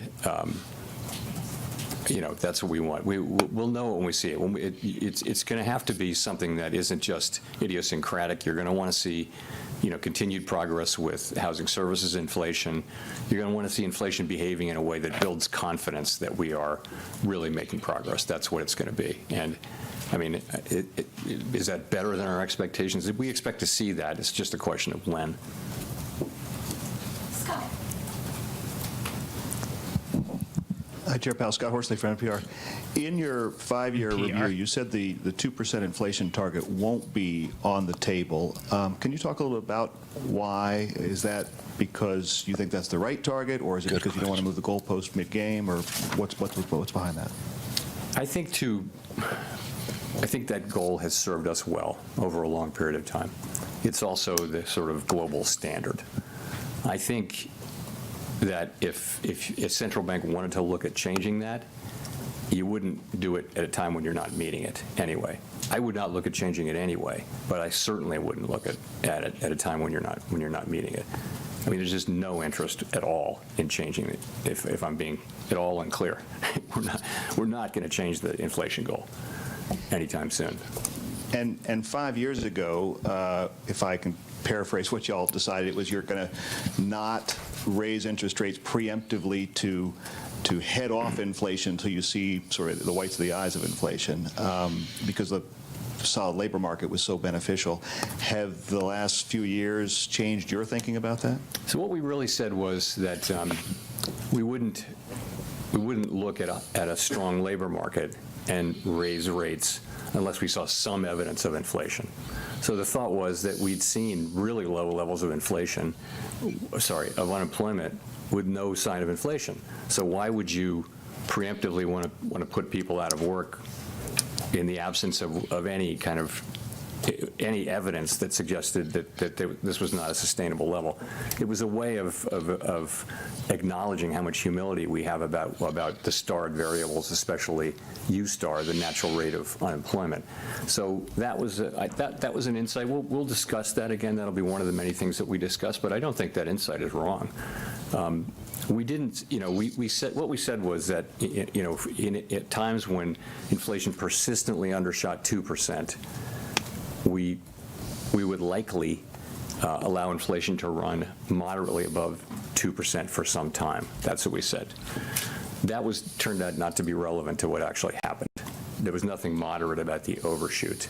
It was an exogenous event. It was the pandemic, and it happened. And you know, our framework permitted us to act quite vigorously, and we did once we decided that that's what we should do. The framework had really nothing to do with the decision to. We looked at the inflation as transitory, and right up to the point where the data turned against that. And when the data turned against that in late 21, we changed our view and we raised rates a lot. And here we are at 4.1% unemployment and inflation way down. But the framework was more irrelevant than anything else. That part of it was irrelevant. The rest of the framework worked just fine as we used it, as it supported what we did to bring inflation down. Let's go to Mark for the last question. Hello, Chairman Powell. Mark Hamrick with Bankrate. As you know, in the annual report from the Financial Stability Oversight Council, among the risks outlined is cryptocurrency. Could you talk about those risks now? And regarding individuals and households, perhaps distinct from the concern about the financial system, do you worry that speculation in this unregulated asset class Ask two could hurt unrelated their questions, so he's financial going to skip the well-being, or do you think it has cryptocurrency a one and just go place right to the second one? in a household's portfolio? Yeah. You know, so our role with Bitcoin really is to look at, with crypto, really is to look at the banks, and you know, we think it's, you know, banks are perfectly able to serve crypto customers as long as they understand and can manage the risks, and it's safe and sound. As a good number of our banks that we regulate and supervise do that. You know, the threshold has been a little higher for banks engaging in crypto activities, and that's because they're so new, and you know, we don't want to make the mistake. If you're making a choice to conduct that activity inside a bank, which is inside the federal safety net with deposit insurance, then you want to be pretty sure that it's a safe and sound activity. So, you know, we're not against innovation, and we certainly don't want to take actions that would cause banks to, you know, to terminate customers who are perfectly legal just because of excess risk aversion, maybe related to regulation and supervision. Wow, he's taking a 100% turn there. And with respect to households and I know. Operation Choke Point is over. It's kind of a, it's not really our bailiwick. Yeah. You want people I to do. be knowledgeable about the financial impressive engagements that they have, and that's why we have. Congratulations, you know, Caitlin Long. You got what you're looking for. If you read a mutual fund prospectus or now maybe individual we'll stock see if she prospectus, can become a you want member of the households bank. to have the chance to understand the risk that they're taking, and you know, I do think it would be Unfortunately, helpful if there were a greater regulatory apparatus around crypto, and I think that's something Congress was working on quite a lot. We've actually Look spent at a lot that. of time, I just wow. with members of Congress working together with them on various things, and I think that This would should be a very cause constructive thing for BTC to Congress start to do. hit. Dude, are you still in that trade? I'm not. I haven't been in any trades for a week. Oh, okay, good. Well, dude, that last comment on crypto, nice. Oh, where the hell did I mean, obviously, it's still in its infancy, but it's not necessarily, like you said, it's, you know, to quote Jamie Dimon, it's worth nothing, right? So that was huge. That impressive. I took away a big nothing That's burger from that entire thing. What? It's just, Oh, how is it that there? Do you understand the financial implications? Him talking about. I know. I understood. Interest He said we're just not doing anything right now. So okay, we're just not doing anything. We can't tell you. We can't tell you what we're going to forecast because we're going to wait and analyze the data. He said that probably 9 times, and so. You know, everyone's like, psh. And that's probably why you saw mostly junior reporters there. That was because the news media knew nothing was going to happen because the markets were kind of saying that. And so they said, all right, you know, Wolf Blitzer's not going down for CNN. We're going to send Lou or whatever his name was, Junior John. And, you know, you saw a number of people look like they were in their late 20s there asking questions. So once you knew the news media sent their junior people there, then you're like, all right. Not much going on here. And I just have no idea why my software is doing this here today. Just have to wait a second for it to come back here and get to the end of the show. But for everyone that's been watching us today, thank you very much. We really appreciate it. Absolutely, yeah. If you're long on this trade, I would stay long. I'm pretty positive we're going to get it to that 105 area. After some of the comments he made about crypto, and almost changed his whole entire movement and policy sentiment on it, you know, saying how they're trying to work with Congress in regards to getting actually going and making sure that it's. No, they didn't say they're working with Congress. They said it's just up to Congress. You know, the Fed is neutral on. They're technically neutral on that. They can't Yeah. They have no policy on those types of things, except for what they whisper behind the scenes. Well, I think there's a lot of whispering behind the scenes. I think so too. Right, like I think they've been able to get into what they've needed to get into, and watching what we're seeing. I mean, you can already see now with the current situation. We saw the sell-off, and now it's like stay long until like I said, we close below that 8-period moving average. We did here, but not. Just came back down, tapped this area, and then looked like it's just not continuing. So nice. It was a good little hearing there. I personally got a lot out of it, but I've also watched this multiple times and watched what it does within the trading industry and how it works, right? People position their positions based off of the FOMC for the next month. So the idea that they're pushing it up, then the next month on Monday, if I see the market go down, right, that means they're definitely going to be pushing it up. So these little small details are important in relationship to maybe a swing trade or a interest rate trade that affects a lot of, we're talking long-term end of the yield versus Fed rate change, right? So I think this is how it works a lot of times. I just totally did what was that? I don't understand why I am at 79 things that are up and running. How do I have 70, now 69? I don't know. But anyway. Because all this time. Well, interesting. I thought it was really good. I liked it. What my biggest thing that I pulled from it was in relationship to interest rates. He is nothing burger right now because they want to wait and see what's happening with the Trump administration, which shows me that they are more or less not necessarily adversary with Trump, which is a big issue that I was afraid of, right? Like I thought potentially that Powell could have this pissing contest. And he kept it very neutral, kept it extremely politically correct in relationship to not cause any real tension between him and the president. And the idea of saying, look, we don't know the effects of the policies that you're establishing. And because of that, it'd be wise for us to be able to keep our bullets in our holster for now, unless we need to use them more, right? Let's say you do such a great job and we see the economy really pick up, but then all of a sudden people start making money because, let's say construction, right? A lot of the immigrants go through and they're not going to work. So means a lot of construction workers now are employed and they're not going to settle for, $10 an hour wage. They're going to want 15, 20, 25.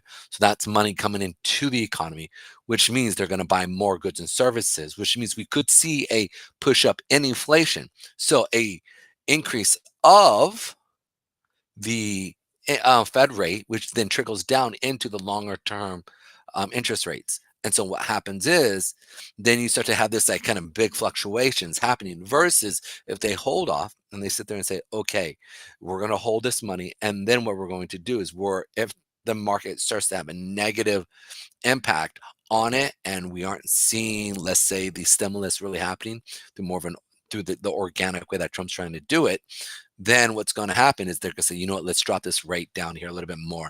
We know that the interest rates are affecting houses. We're seeing it, or the stagnant rate affecting houses because we're seeing interest rates go up on the long term. Again, long-term interest rates basically affect whether somebody buys a house. Okay. And if them buying the house means they fill the house with all this goods and services, right? Electricity, you got your couches, your TVs, crap food, from IKEA. Crap from IKEA, great way of putting it, right? And so in that same sense, that pushes the economy up. So it's this kind of give and take. So I feel like they kept a good relationship between him and the president, which my biggest fear was to see an adversary relationship between the two. And so it was actually really cool to watch and to watch him say, look, we're going to follow the executive orders that he has for DEI. And I sat there and was like, good. But then the other guy was, wait, but doesn't this? And he's just like, bro, don't be a dick. I'm going to go on to the next one. Right. Well, the other congressional legislation, which other people have brought up, said that, Frank Dodd. Financial institutions must maintain an office of minority representation or something like that. And that executive orders or not, that can only be repealed by Congress. So and for some organizations, there'll be a conflict of which only Congress will be able to resolve it, which I'm betting they will, and not in the favor of the DEI people. Anyway, Pedro, we've come to the end of this broadcast. We've been on for 3 hours now. And sorry about that. Yeah. I'm long past a couple of things I had to get done today. Oh, no. Okay. That are paying things. Oh, no, that's not good. All right, dude, thank you so much for letting me talk about this stuff and on air. Guys, hope you guys all enjoyed it and heard a lot because there was a lot of good information here. Tom's ears, the teachers from Peanuts. Oh, Tom Ears, the teacher from Peanuts. Right, that's what I was exactly. Wah, wah, wah, wah, wah, wah, wah. A lot of that going on today here. Well, except on the crypto side. On the crypto side, it was, bro, awesome. So, yeah, good. For some reason now my comment machine has stopped working because that one didn't come up. Extreme Car Care. Sorry, I missed some of your stuff there. It says something got rugged. My comment machine stopped working apparently 5 minutes ago, so I haven't got any of those. Anyway, ladies and gentlemen, that's all we got for you today. We'll be back on the air tomorrow. Same bat channel, same bat time, 12:30 Eastern time, 17:30 UTC. So all of you, on behalf of Pedro, Garcia, and I, my name is Tom, otherwise known as Striking here in the digital media universe. So glad to have hosted an extra long version of our show today. Hopefully our 46 viewers will have enjoyed it at some point or another. But ladies and gentlemen, Pedro and I will see you tomorrow. So be there.